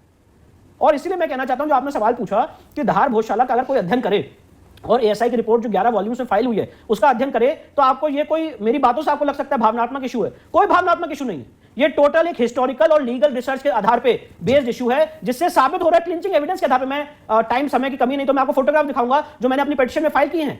52 फोटोग्राफ फाइल किए हैं जो ये शो कर रहा है सामने ऑन द फेस वैल्यू कि भोजशाला का पूरा परिसर एक हिंदू मंदिर का परिसर है। अभी आप चले जाइए 2.5 दिन का झोपड़ा, वो पूरा परिसर एक हिंदू मंदिर का परिसर है जिसको आप कह रहे हैं 2.5 दिन का झोपड़ा और उसको मस्जिद के रूप में उपयोग कर रहे हैं। ऐसे हजारों जगह हैं और आप कहते हैं इसके ऊपर बात ना हो। आप मतलब जो लोग हैं वो परसेप्शन कहते हैं इसके ऊपर बात ना हो, अगर बात की जाएगी तो सोशल फैब्रिक डिस्टर्ब हो जाएगा। तो मैं अपने आप से सवाल पूछना चाहता हूं, क्या इस देश की ग्लोरी को, इस देश की जो सांस्कृतिक विरासत है, कल्चरल हेरिटेज है, उसको रेस्टोर करने के लिए कोई लड़ाई नहीं लड़ सकता है, बात नहीं कर सकता है? सेक्युलरिज्म शब्द का अर्थ क्या है? आज मैं पूछना चाहता हूं, सेक्युलरिज्म शब्द जब संविधान में डिस्कस हुआ, केटी थॉमस साहब का, कोई भी मुझे चैलेंज करे आपके चैनल पे कहना चाहता हूं, 3 टाइम्स केटी थॉमस साहब का प्रपोजल रिजेक्ट हुआ, 3 टाइम्स। और अंबेडकर साहब ने जो उसमें स्पीच दी है उसको पढ़ना चाहिए। उन्होंने इस वर्ड को कहा कि नहीं, ये नहीं होना चाहिए। और उसके बाद आपने 42nd अमेंडमेंट लाके संविधान के प्रीएम्बल में सेकुलर और सोशलिस्ट वर्ड ऐड कर दिया। सेकुलर वर्ड का मतलब क्या है आज तक उसको परिभाषित नहीं किया गया। ओरिजिनल संविधान का प्रीएम्बल क्या कहता था? We the people of India having solemnly resolved to constitute India into a sovereign democratic republic। और एंड में क्या लिखा हुआ है? We on this 26th day of November 1949 do hereby adopt, enact and give to ourselves this constitution। मतलब हम 26 नवंबर 1949 को इस संविधान के लिए शपथ खाते हैं। आज आपने कभी ऐसा सोचा है या देखा है कि किसी देश की लीगल हिस्ट्री में ऐसा हुआ हो कि एक शपथ जो ली गई हो उसको रेट्रोस्पेक्टिवली अमेंड किया जा रहा है कि अच्छा उस दिन शपथ खाई थी, 2 बातें लिखना भूल गया तो अब ऐड कर देते। ये कभी आपने देखा है? तो ऐसा, और देखिए आप इस बात को ऐसे देखिए, मैं किसी धर्म के खिलाफ नहीं हूं। आप अगर इसको ऐसे देखें, जस्टिस रोहिंटन नरीमन जो सुप्रीम कोर्ट के जज रहे हैं, उन्होंने बात कही है कि आर्टिकल 14 और 15 में सबको इक्वालिटी का अधिकार है। आज अगर सरकार गवर्नेंस करेगी तो गवर्नेंस में, एडमिनिस्ट्रेशन ऑफ जस्टिस में या एडमिनिस्ट्रेशन में किसी भी धर्म के खिलाफ भेदभाव नहीं करेगी। ये हमारा कॉन्स्टिट्यूशनल मैंडेट है। ये पाकिस्तान का कॉन्स्टिट्यूशन नहीं है जहां पे किसी एक वर्ग को इक्वल राइट्स नहीं दिए। यहां पे हर एक समाज को, हर एक धर्म को, हर एक जाति को इक्वल राइट्स दिए भारतीय संविधान ने आर्टिकल 14 में, और आर्टिकल 15 में मैंडेट दिया है कि धर्म और जाति के आधार पर डिस्क्रिमिनेशन नहीं होना चाहिए। उसके बाद किस तरह की सेक्युलरिज्म की हम बात कर रहे हैं? क्या आज मैं पूछना चाहता हूं, आज बड़ी इंपॉर्टेंट बात आपको रखना चाहता हूं, क्या आज सेक्युलरिज्म से हम ये समझते हैं कि लोग सेक्युलर होते हैं या सरकार सेक्युलर होती है? मैं आपके सामने ये आर्गुमेंट प्रोजेक्ट करना चाहता हूं कि सेक्युलर सरकार होती है, लोग कभी सेक्युलर नहीं होते हैं, क्योंकि हर धर्म अपने रेलम में काम करता है। ठीक है, सही बात। आज एक हिंदू धर्म का मानने वाला, एक जैन धर्म का मानने वाला, एक सिख धर्म का मानने वाला, एक इस्लाम या मुस्लिम समाज को मानने वाला, क्रिश्चियनिटी मान सकता है कि उसका जो रास्ता है वो सुप्रीम है। आप आज कैसे कह सकते हैं कि सारे धर्म बराबर है? सरकार कह सकती है, लोग नहीं कह सकते। और जो लोग कह रहे हैं वो आपके सामने छल कर रहे हैं। मैं पूछना चाहता हूं, एक आपको इंटरेस्टिंग किस्सा बताता हूं। गुरु नानक का, जरा सिख धर्म की आप पूरा इतिहास पढ़िए। एक जजमेंट आया सुप्रीम कोर्ट का 2000 में, 2004 एससीसी में रिपोर्टेड जजमेंट है। तो उसमें कंट्रोवर्सी ये उठी कि क्या गुरु नानक का जो गुरु ग्रंथ साहिब है वो क्या एक जुरिस्टिक पर्सनैलिटी है? क्या वो केस फाइल कर सकती है या केस उसके खिलाफ फाइल हो सकता है या उसके नाम पे संपत्ति दर्ज हो सकती है? 1921 में एक रेवेन्यू एंट्री हुई और जो सिख धर्म के जो पूरा गुरुद्वारा था वो गुरुद्वारा गुरु ग्रंथ साहिब के नाम पे दर्ज कराया गया। अच्छा। तो कंट्रोवर्सी ये उठी कि गुरु ग्रंथ साहिब के नाम पे कैसे कोई संपत्ति दर्ज हो सकती है? तो ये मामला अल्टीमेटली सुप्रीम कोर्ट ने आंसर किया और मैं जजमेंट आपको रेफरेंस दे रहा हूं, 2004 एससीसी। और उसमें ये होल्ड किया गया कि Guru Granth Sahib is a juristic personality. ये एक जुरिस्टिक पर्सनैलिटी गुरु ग्रंथ साहिब, और ये कॉन्सेप्ट इस्लाम में या क्रिश्चियनिटी में नहीं है, ये कॉन्सेप्ट गुरु ग्रंथ साहिब में है। ये बात मैं नहीं कह रहा हूं, मतलब मैं आपको एक कंपैरेटिव हिस्ट्री बता रहा हूं कि गुरु ग्रंथ साहिब को सुप्रीम कोर्ट ने जुरिस्टिक पर्सनैलिटी का दर्जा दिया है। और कहा है कि गुरु ग्रंथ साहिब के नाम उसके नाम पे आप संपत्ति दर्ज कर सकते हैं। It's a juristic personality. तो हर धर्म का कॉन्सेप्ट अलग होता है। कहीं mosque is a place of congregation और कहीं पे temple is a place of divinity. तो दोनों कॉन्सेप्ट को मिलाया नहीं जा सकता है। इसीलिए मैं ये बात कह रहा हूं कि जो एक परसेप्शन बनाया जा रहा है, फॉल्स नैरेटिव बनाया जा रहा है कि लोग सेकुलर होते हैं, ये एक बेसिक छलावा है। हर आदमी एक दूसरे की इज्जत करेगा, सरकार किसी के धर्म के बीच में भेदभाव नहीं करेगी एडमिनिस्ट्रेशन में। ये बेसिक कॉन्स्टिट्यूशनल मैंडेट है। करेक्ट। विष्णु जी, आपने कहा था कि दो ऐसे एक्ट हैं जिसके खिलाफ हर सनातनी को आवाज उठानी चाहिए। एक प्लेसेस ऑफ वर्शिप एक्ट जिसके बारे में हमने बात की, और एक है वक्फ एक्ट 1995। सो आपने ये भी कहा है कि वक्फ एक्ट में एक साइड को ऐसी ताकत दी गई है कि वो किसी भी जगह को अपने लिए क्लेम कर सकता है। सो इसको थोड़ा सा एक्सप्लेन करिए व्यूअर्स के लिए हमारे। देखिए, आप अगर Waqf act places of worship act में ऑलरेडी एक्सप्लेन कर चुका हूं, तो वक्फ एक्ट 1995 का अगर आप अध्ययन करेंगे तो हमारे लॉ में एक बड़ी अच्छी कहावत है, power corrupts and absolute power corrupts absolutely. तो अगर आप किसी को असीमित अधिकार दे देंगे तो उसका नतीजा यही होगा कि वो उसका दुरुपयोग करेगा। तो जो आज आप समस्या देख रहे हैं वक्फ की, जब आप देख रहे हैं कि तमिलनाडु के एक पूरे गांव को और एक मंदिर परिसर को जो इस्लाम के आने से पहले था, उस पूरे एरिया को वक्फ संपत्ति घोषित कर दिया। आज ज्ञानव्यापी परिसर में कह रहे हैं कि वक्फ संपत्ति है, मथुरा श्री कृष्ण जन्मभूमि में कह रहे हैं कि वक्फ संपत्ति, ताजमहल के पोर्शन को कह रहे हैं कि वक्फ संपत्ति है। तो आज सूरत की म्युनिसिपल कॉर्पोरेशन को कह रहे हैं वक्फ संपत्ति है, चंद्रशेखर आजाद पार्क को कह रहे हैं वक्फ संपत्ति है, इलाहाबाद हाईकोर्ट की जो जमीन है उसके एक पोर्शन को कह रहे हैं कि वक्फ संपत्ति है। तो ये सवाल उठ कैसे रहा है? राष्ट्रपति भवन और संसद का जो परिसर है उसमें भी काफी आज 123 प्राइम प्रॉपर्टीज ऐसी मिली है जिसको वक्फ से डीनोटिफाई किया है हमारी प्रेजेंट गवर्नमेंट ने। तो बात ये हो रही है कि ये सवाल उठ कैसे रहा है, और जब हम इसकी तह में गए तो पता चला कि जो आपने असीमित अधिकार दिए हैं वक्फ बोर्ड को, ये उसका मूल कारण है। अब अगर उसको मैं आपके सामने डिकोड करूं तो सेक्शन 4, 5 और 6 में वक्फ एक्ट 1995 में सर्वे होता है हर 10 साल में। जैसे आप जानते होंगे, कोई भी अगर सर्वे होगा तो उस सर्वे में अगर आपकी जमीन जा रही है, आपकी मतलब किसी भी आदमी की जमीन जा रही है, तो उसको नोटिस दिया जाएगा, उसको इन्फॉर्म किया जाएगा, भाई आपकी जमीन इस सर्वे में जा रही है, आपको अगर कोई ऑब्जेक्शन हो तो आके बता दीजिए। आप जान के हैरान हो जाएंगे कि वक्फ एक्ट 1995 में जिस व्यक्ति की जमीन सर्वे में जा रही है उसको कोई अपॉर्चुनिटी ऑफ हियरिंग ही नहीं है, सेक्शन 4, 5 और 6 में। और पहले उसमें जो शब्द यूज था वो था पर्सन इंटरेस्टेड। तो सुप्रीम कोर्ट ने 1979 में जजमेंट दिया बोर्ड ऑफ मुस्लिम वक्फ के केस में, और उसमें उन्होंने कहा कि ये जो सर्वे होता है ये नॉन मुस्लिम्स पे अप्लाई नहीं होगा। तो वी वर सेटिस्फाइड कि नॉन मुस्लिम्स पे अप्लाई नहीं होगा। कांग्रेस गवर्नमेंट ने 2013 में सेक्शन 6 को अमेंड कर दिया और कह दिया पर्सन इंटरेस्ट, देखिए कितनी बदमाशी की, महीन बदमाशी, पर्सन इंटरेस्टेड वर्ड को अमेंड करके पर्सन एग्रीव्ड कर दिया। और अब जजमेंट आ गया है कि अब उसमें नॉन मुस्लिम्स भी कवर्ड है। तो मतलब अगर किसी आदमी के, और जो बात मैं आपको बोल रहा हूं इसके बहुत ड्रैकोनियन कॉन्सिक्वेंसेस होने जा रहे हैं, ऑलरेडी हो चुके हैं और आगे होने जा रहे हैं। सेक्शन 4, 5 और 6 में सर्वे होता है कि बहुत से लोगों की संपत्ति सर्वे में चली जाती है, उनको पता ही नहीं चलता है, और उनके ऊपर मैंडेट है कि आप उसको वक्फ ट्राइब्यूनल में चैलेंज करिए। ये किस तरह का लॉ है? जब आपको पता ही नहीं है कि आपकी संपत्ति चली गई तो उसको हम वक्फ ट्राइब्यूनल में चैलेंज करें। अब दूसरा सवाल यह है कि वक्फ ट्राइब्यूनल का अगर आप गठन देख लें तो वक्फ ट्राइब्यूनल में एक इस्लामिक लॉ का जानकार बैठा हुआ। वक्फ ट्राइब्यूनल खुद में अनकॉन्स्टिट्यूशनल है। आर्टिकल 323A और आर्टिकल 323B को अगर आप देखेंगे, मैं इसको थोड़ा एक्सप्लेन करना चाहता हूं। इस देश के लीगल सेटअप में 3 टायर सिस्टम है जुडिशरी का, सबऑर्डिनेट जुडिशरी, हाई कोर्ट और सुप्रीम कोर्ट। हमारे संविधान निर्माताओं ने एक सेपरेट एक इनोवेशन किया और ये डेवलप किया कि अल्टरनेटिव डिस्प्यूट रेजोल्यूशन मैकेनिज्म होना चाहिए। उसके लिए आर्टिकल 323A और B में ट्राइब्यूनल्स बनाए गए, एडमिनिस्ट्रेटिव ट्राइब्यूनल्स बनाए गए, और उसमें बहुत सारे ऐसे सब्जेक्ट्स हैं जिसमें एडमिनिस्ट्रेटिव ट्राइब्यूनल बनाए जा सकते हैं। बहुत सारे सब्जेक्ट हैं, जैसे कैट हो गया, जैसे अगर किसी सेंट्रल गवर्नमेंट के ऑफिसर का सर्विस डिस्प्यूट है तो वो कैट में जाता है, स्टेट गवर्नमेंट के किसी ऑफिसर का अगर सर्विस डिस्प्यूट है तो वो सेट में जाता है। आप जान के हैरान हो जाएंगे, आर्टिकल 323A और 323B में वक्फ बोर्ड को, वक्फ ट्राइब्यूनल को बनाने की पावर ही नहीं है। और आप मुझे मैंडेट दे रहे हैं कि जब सर्वे हो जाए तो मैं ऐसी कोर्ट में जाऊं जिसकी कोई कॉन्स्टिट्यूशनल बेसिस नहीं और उसमें एक इस्लामिक लॉ का जानकार होगा। ये एक बात हो गई। इसके बाद सेक्शन 40(1) और सेक्शन 40(3) में आप किसी भी संपत्ति को वक्फ संपत्ति घोषित कर सकते हैं, और अगर वो ट्रस्ट और सोसाइटी की संपत्ति है तो आप उनको इन्फॉर्म भी नहीं करेंगे। इन्फॉर्म कहां करेंगे? जहां पे ट्रस्ट और सोसाइटी दर्ज है, मतलब रजिस्ट्रार ऑफ सोसाइटीज है, रजिस्ट्रार ऑफ ट्रस्ट, और हम सब जानते हैं वहां पे हजारों कम्युनिकेशन फेंके पड़े रहते हैं।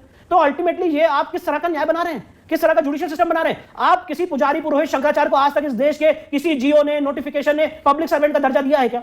पर वक्फ एक्ट में 1995 में सेक्शन 101 में आपने सबको पब्लिक सर्वेंट का दर्जा दिया है। आज मुझे अगर मेरे कोई मंदिर का कब्जा हो जाए और या कोई इंक्रोचमेंट हो जाए तो मेरे लिए एक समय सीमा है जिसके अंदर मुझे कोर्ट जाना है, 3 साल, 6 साल या 12 साल। उनके लिए कोई समय सीमा नहीं है सेक्शन 107 में।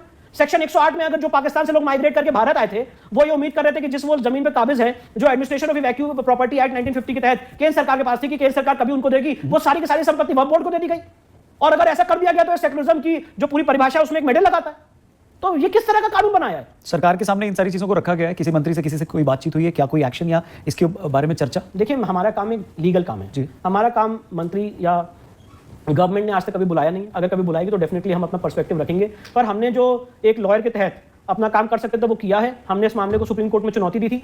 सुप्रीम कोर्ट ने कहा कि आप इसको हाई कोर्ट में चुनौती दीजिए। इस समय 120 याचिकाएं अलग अलग हाई कोर्ट में देश के हम फाइल कर चुके हैं। पंजाब हरियाणा रौनक जी, मैं बताना चाहता हूं, वक्फ की समस्या से जल रहा है। और पहले जो रेंट लिया जाता था वक्फ बोर्ड द्वारा वो कम रेंट लिया जाता था, 300 रुपए, 500 रुपए। आज वही रेंट बढ़ के 30,000, 50,000, 1 लाख रुपए हो चुका है। और ये पूरी समस्या इस समय उत्तर प्रदेश में देश के अलग अलग राज्यों में चल रही है। आंध्र प्रदेश हाईकोर्ट का आंकड़ा है 2007 का कि डिफेंस और रेलवे के बाद तीसरे नंबर पे highest owner of the land, मैं नहीं कह रहा हूं, आंध्र प्रदेश हाईकोर्ट का जजमेंट है, डिफेंस और रेलवे के बाद तीसरे नंबर पे highest land owner in the country Waqf board है और 2007 का जजमेंट है। अगर आज आप उसको इवैल्यूएट करेंगे तो कितनी ज्यादा जमीन बढ़ चुकी है। और ये सारी देखिए वक्फ का कॉन्सेप्ट क्या है, वक्फ का कॉन्सेप्ट ये है कि अगर कोई आज एक इस्लाम को मानने वाला अपने जीवन में एक सेल्फ एक्वायर्ड संपत्ति नीट और क्लीन तरीके से जो उसने अपने जीवन में अर्जित किया, अगर वो अल्लाह को डोनेट करना चाहता है तो वो उस पर अपने इस्लामिक धार्मिक काम कर सकता है। पर इसका ये अर्थ तो नहीं होता है कि आप किसी और की संपत्ति को कब्जा करके उसको वक्फ संपत्ति घोषित कर देंगे। और इसमें एक आपके सामने बस हाईलाइट करना चाहता हूं, मुझे पता है समय की कमी है, वक्फ बाय यूजर का कॉन्सेप्ट बहुत ड्रैकोनियन कॉन्सेप्ट है। मतलब जहां पे कोई डॉक्यूमेंट नहीं है कि ये कब वक्फ घोषित की गई, तो वहां पे कॉन्सेप्ट है वक्फ बाय यूजर का। अगर आप बेली का मोहम्मदन लॉ पढ़ेंगे, मुल्ला का मोहम्मदन लॉ पढ़ेंगे, तो उसमें वक्फ की जो डेफिनेशन मैं आपके सामने रख रहा हूं वही डिफाइंड है कि आपको अपने सेल्फ एक्वायर्ड संपत्ति को वक्फ संपत्ति घोषित कर सकते हैं। इस डेफिनेशन को वक्फ एक्ट 1995 में बदल दिया सेक्शन 3 सब क्लॉज आर में। और ये डेफिनेशन है नहीं जो इस्लामिक लॉ के बेसिक प्रिंसिपल्स है उसके खिलाफ सेक्शन 3 आर में डेफिनेशन है। और उस डेफिनेशन के ऊपर जाके वक्फ दो तरह से हो सकता है, या तो आप वक्फ को डेडिकेट करेंगे, ठीक है, वक्फ को आप डेडिकेट करेंगे, और दूसरा ला दिया गया वक्फ बाय यूजर। मतलब अगर डेडिकेशन का कोई डॉक्यूमेंट नहीं है तो कहेंगे कि इसको हम इमेमोरियल टाइम से यूज कर रहे हैं। और इसका उदाहरण आप देखेंगे बैंगलोर के ईदगाह मैदान में ज्ञानव्यापी के केस में, जब पूछा गया कि औरंगजेब ने इसको कब वक्फ घोषित किया था, जरा वो डॉक्यूमेंट दिखाइए, क्योंकि किसी भी मस्जिद के लिए वक्फ घोषित होना बहुत जरूरी है। ठीक है। तो वो कैसे होगा, उसके लिए आपको डॉक्यूमेंट दिखाना पड़ेगा कि भाई फला आदमी ने अपनी संपत्ति को वक्फ घोषित कर दिया था और उस पर मस्जिद तामील हुई है। तो जब वो डॉक्यूमेंट नहीं मिलता तो कहते हैं वक्फ बाय यूजर है। उसका उदाहरण आप देखेंगे बैंगलोर के ईदगाह मैदान में, उसका उदाहरण आप देखेंगे ज्ञानव्यापी में, उसका उदाहरण आप देखेंगे ताजमहल में, जो केस समय सुप्रीम कोर्ट में चल रहा है। सुप्रीम कोर्ट ने पूछा है ताजा जो यूपी सुन्नी सेंट्रल वक्फ बोर्ड है कि बताइए इसको कब आपने वक्फ घोषित किया, 2018 से आज तक वो मुकदमा नहीं लगा है। तो ये जितनी बातें हैं मैं आपके सामने सिर्फ ये हाईलाइट करना चाह रहा हूं कि power corrupts and absolute power corrupts absolutely. और जो वक्फ एक्ट 1995 है ये असीमित अधिकार एक वर्ग को दे रहा है जो सेक्युलरिज्म के प्रिंसिपल्स को भी जो मानते हैं उसका सीधा सीधा मर्डर है। वक्फ की बात हमने की, कितनी जमीन है उनके पास उसके बारे में चर्चा करी। कैथलिक चर्च के बारे में भी मेंशन करना चाहूंगा। फैक्ट ये कहता है कि 7 करोड़ हेक्टेयर जमीन है और ये वो जमीन है जो 1920s में ब्रिटिशर्स ने चर्च को भारत में क्रिश्चियनिटी का प्रचार प्रसार के लिए ये दी थी। मतलब किसी भी गैर सरकारी संस्था के पास मौजूद ये सबसे ज़्यादा ज़मीन मानी जाती है। आज़ादी के बाद क्या इसको वापस लेने या इसमें बदलाव करने की कभी किसी ने नहीं सोची, क्योंकि ज़मीन को ही असली वेल्थ माना गया है कि वही असली ताकत है, वही असली संपत्ति है। नहीं, आप ये बात जो कह रहे हैं इस बात में बहुत बड़ी सच्चाई है और मैं आपको धन्यवाद देना चाहता हूं कि आपने जो ग्राउंड लेवल की बात है आपने उस बात को पकड़ा है। चर्च एक्ट 1921 के तहत बहुत सारी ऐसी ज़मीन थी जो चर्च को दे दी गई थी और बेसिकली उसके बाद भी गवर्नमेंट ने डिफेंस, और जो ज़्यादातर ज़मीन जो है वो डिफेंस मिनिस्ट्री के अंडर है, डिफेंस के अंदर आती है, डिफेंस की लैंड है, डिफेंस मिनिस्ट्री की लैंड है, वो सारी ज़मीन चर्च को दी गई थी ऑन बेसिस ऑफ लीज। और मैं आपको कहना चाहता हूँ इस पर हम रिसर्च कर रहे हैं और बहुत जल्दी मैं इसको साबित भी करूंगा। मैक्सिमम जगह ये लीज एक्सपायर हो चुकी है, 99 ईयर्स की जो लीज थी वो लीज एक्सपायर हो चुकी है। 1921 में दी गई थी, 2021 में एक्सपायर हो चुकी है और ये सारी जमीन वापस गवर्नमेंट को आनी चाहिए। और ये अगर 3 ट्रिलियन इकोनॉमी का हमारा सपना है तो उसकी 50 मतलब उसका मैं कहूंगा 25% उसका जो पैसा है वो इस जमीन में है। इतनी जमीन है, इतनी ज्यादा जमीन है जो इस समय चर्च के कंट्रोल में है और उसके लिए काफी डिस्प्यूट भी चल रहे हैं जी इंटर सी चर्च पर। पॉइंट एंड इशू मेरा जो आपके सामने प्रोजेक्ट करने का है वो ये है कि बहुत सारी जमीन जो थी वो लीज पे थी और वो लीज एक्सपायर हो चुकी है और वो वापस सरकार को लेनी चाहिए। तो ये एक बहुत इंपॉर्टेंट इशू है जो आपने हाईलाइट किया है और जरूर आपकी जो रिसर्च है वो सही है और इस पे और भी रिसर्च हमारी टीम कर रही है। यूनिफॉर्म सिविल कोड के बारे में आप कहते हैं कि इसे लागू नहीं होना चाहिए क्योंकि हिंदू समाज के लिए ही ये सही नहीं होगा, कैसे एक्सप्लेन करेंगे इसको सर? देखिए, यूनिफॉर्म सिविल कोड की जब हम बात करते हैं तो पहली बात तो हम ये कहते हैं कि our nation is a diverse nation, unity in diversity. पर आप अगर यूनिफॉर्म सिविल कोड की बात कर रहे हैं तो उसमें बहुत सारे कंट्रडिक्शंस हैं, वो मैं आपके सामने हाईलाइट करना चाहता हूं। सबसे पहली बात यह है कि यूनिफॉर्म सिविल कोड से जब इसकी पूरी डिबेट शुरू हुई थी तो हुआ कि शेड्यूल्ड ट्राइब्स में कितने ज्यादा एक डिफरेंट कल्चर्स हैं, डिफरेंट सिस्टम्स हैं, तो शेड्यूल्ड ट्राइब्स पे आप लागू नहीं करेंगे। ठीक है, ये एक स्टेटमेंट आया कि हम शेड्यूल्ड ट्राइब पे इसको लागू नहीं करेंगे। अब इसके बाद आता है कि यूनिफॉर्मिटी के जोन क्या होंगे। अगर कोई आदमी शादी कर रहा है सप्तपदी से और कोई आदमी शादी कर रहा है अपने रीति रिवाजों से, तो क्या उसको आप यूनिफॉर्म कर देंगे? मेरे हिसाब से यूनिफॉर्मिटी होगी कहाँ? यूनिफॉर्मिटी और यूनिफॉर्म सिविल कोड से हिंदू समाज को मिलेगा क्या? पॉइंट इन इशू कहने का यह है कि यूनिफॉर्मिटी के जोन क्या है। तो मैंने बहुत जगह ये बात कही और दोबारा रिपीट कर रहा हूं, जो मैं देखता हूं यूनिफॉर्मिटी के जोन वो 2 जगह हो सकते हैं। एक है एज ऑफ मैरिज और एक है नंबर ऑफ मैरिज। कि जैसे सेक्शन 494 में अगर कोई एक हिंदू समाज का व्यक्ति एक से ज्यादा शादी करता है तो he is liable to be punished under IPC section 494। तो ये चीज यूनिफॉर्म होनी चाहिए। दूसरा है एज ऑफ मैरिज, क्योंकि अगर पॉस्को जैसे घृणित अपराध है वो अगर एक समाज पे लागू नहीं हो रहे बिकॉज ऑफ पर्सनल कस्टम्स, तो मुझे लगता है वहां पे यूनिफॉर्मिटी होनी चाहिए। क्योंकि एज ऑफ मैरिज और नंबर ऑफ मैरिज, मैं 2 बातें इसलिए कह रहा हूं क्योंकि ये 2 ऐसे क्राइटेरिया है जिसके बेसिस पे आप पॉपुलेशन कंट्रोल कर सकते हैं। इसके अलावा मैं कोई एरिया ऐसा नहीं देखता हूं जहां पे यूनिफॉर्मिटी हो सकती है, और ये दोनों एरियाज भी काफी डिबेटेबल है। पॉइंट इन इशू ये है कि यूनिफॉर्म सिविल कोड से आप करने की कोशिश क्या कर रहे हैं? क्या यूनिफॉर्म देखिए, जो हिंदू समाज में जो हिंदू सक्सेशन एक्ट है वो तो ऑलरेडी कोडिफाइड है, उसमें जो विमेन को इक्वल राइट मिलने वो ऑलरेडी 2004-2005 के अमेंडमेंट से आ चुके हैं। जो हिंदू मैरिज एक्ट है वो 1955 में कोडिफाई हो चुका है। तो यूनिफॉर्म सिविल कोड से आप करना क्या चाह रहे हैं? आप किसी और समाज को बेनिफिट देना चाह रहे हैं, किसी और समाज को बेनिफिट देना चाह रहे हैं जो आपका जोन नहीं है। अगर मैं एक बड़े इंटरेस्टिंग डिबेट शो में था, और मैं नाम नहीं लेना चाहता हूं, पर सुप्रीम कोर्ट के एक सीनियर एडवोकेट थे, उन्होंने कहा था हर एक धर्म एक प्रोडक्ट है। मैं अपनी बात को एक उदाहरण में समझाना चाहता हूं। उन्होंने कहा हर एक धर्म एक प्रोडक्ट है।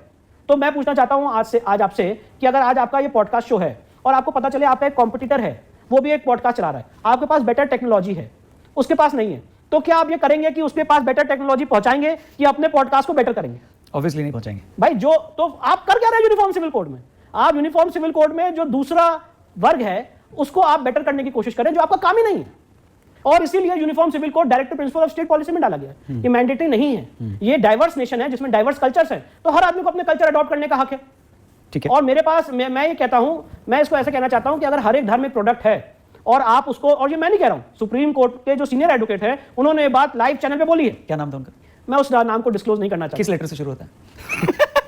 ठीक है। नहीं, ठीक है, मैं बता ही देता हूं। संजय हेगड़े साहब ने बोली थी, संजय हेगड़े साहब ने बात बोली थी। तो भाई अगर हर एक धर्म एक शॉप है और एक प्रोडक्ट है, तो फिर आप हम दूसरे के प्रोडक्ट को क्यों ठीक करें? हम अपने धर्म को लेकर चले कि हमारे धर्म में तो सब सही है, तो हम उसको प्रमोट करेंगे, प्रोपोगेट करेंगे। तो एज अ सनातनी मैं यूनिफॉर्म सिविल कोड के पक्ष में नहीं हूं, and I have my own reasons for it. ठीक है।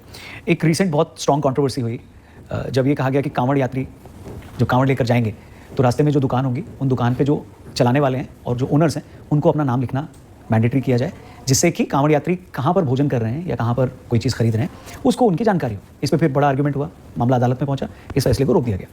आप इसको कैसे देखते हैं? क्योंकि अगर दूसरे समाज की बात करें तो उनके पास हलाल सर्टिफिकेट है, वो उन चीज़ों को आइडेंटिफाई कर सकते हैं कंज्यूम करने के हिसाब से एक समाज के लिए। तो इस समाज के लिए इसे कैसे देखा जाए और इस फैसले को आप कैसे देखते हैं, और इस डिसीजन को अगर पॉलिटिकली लिया गया तो कैसे लिया गया? देखिए, सबसे बड़ी बात है कि कांवड़ यात्रा का जो पूरा यूपी गवर्नमेंट का ऑर्डर था, इसको गलत ढंग से इंटरप्रेट किया गया। ठीक है। और इसको गलत ढंग से प्रोजेक्ट करने की कोशिश की गई और ये बोला गया कि ये एक अनटचेबिलिटी को प्रमोट करता है। अब मैं आपको उदाहरण देना चाहता हूँ सिंपल सा।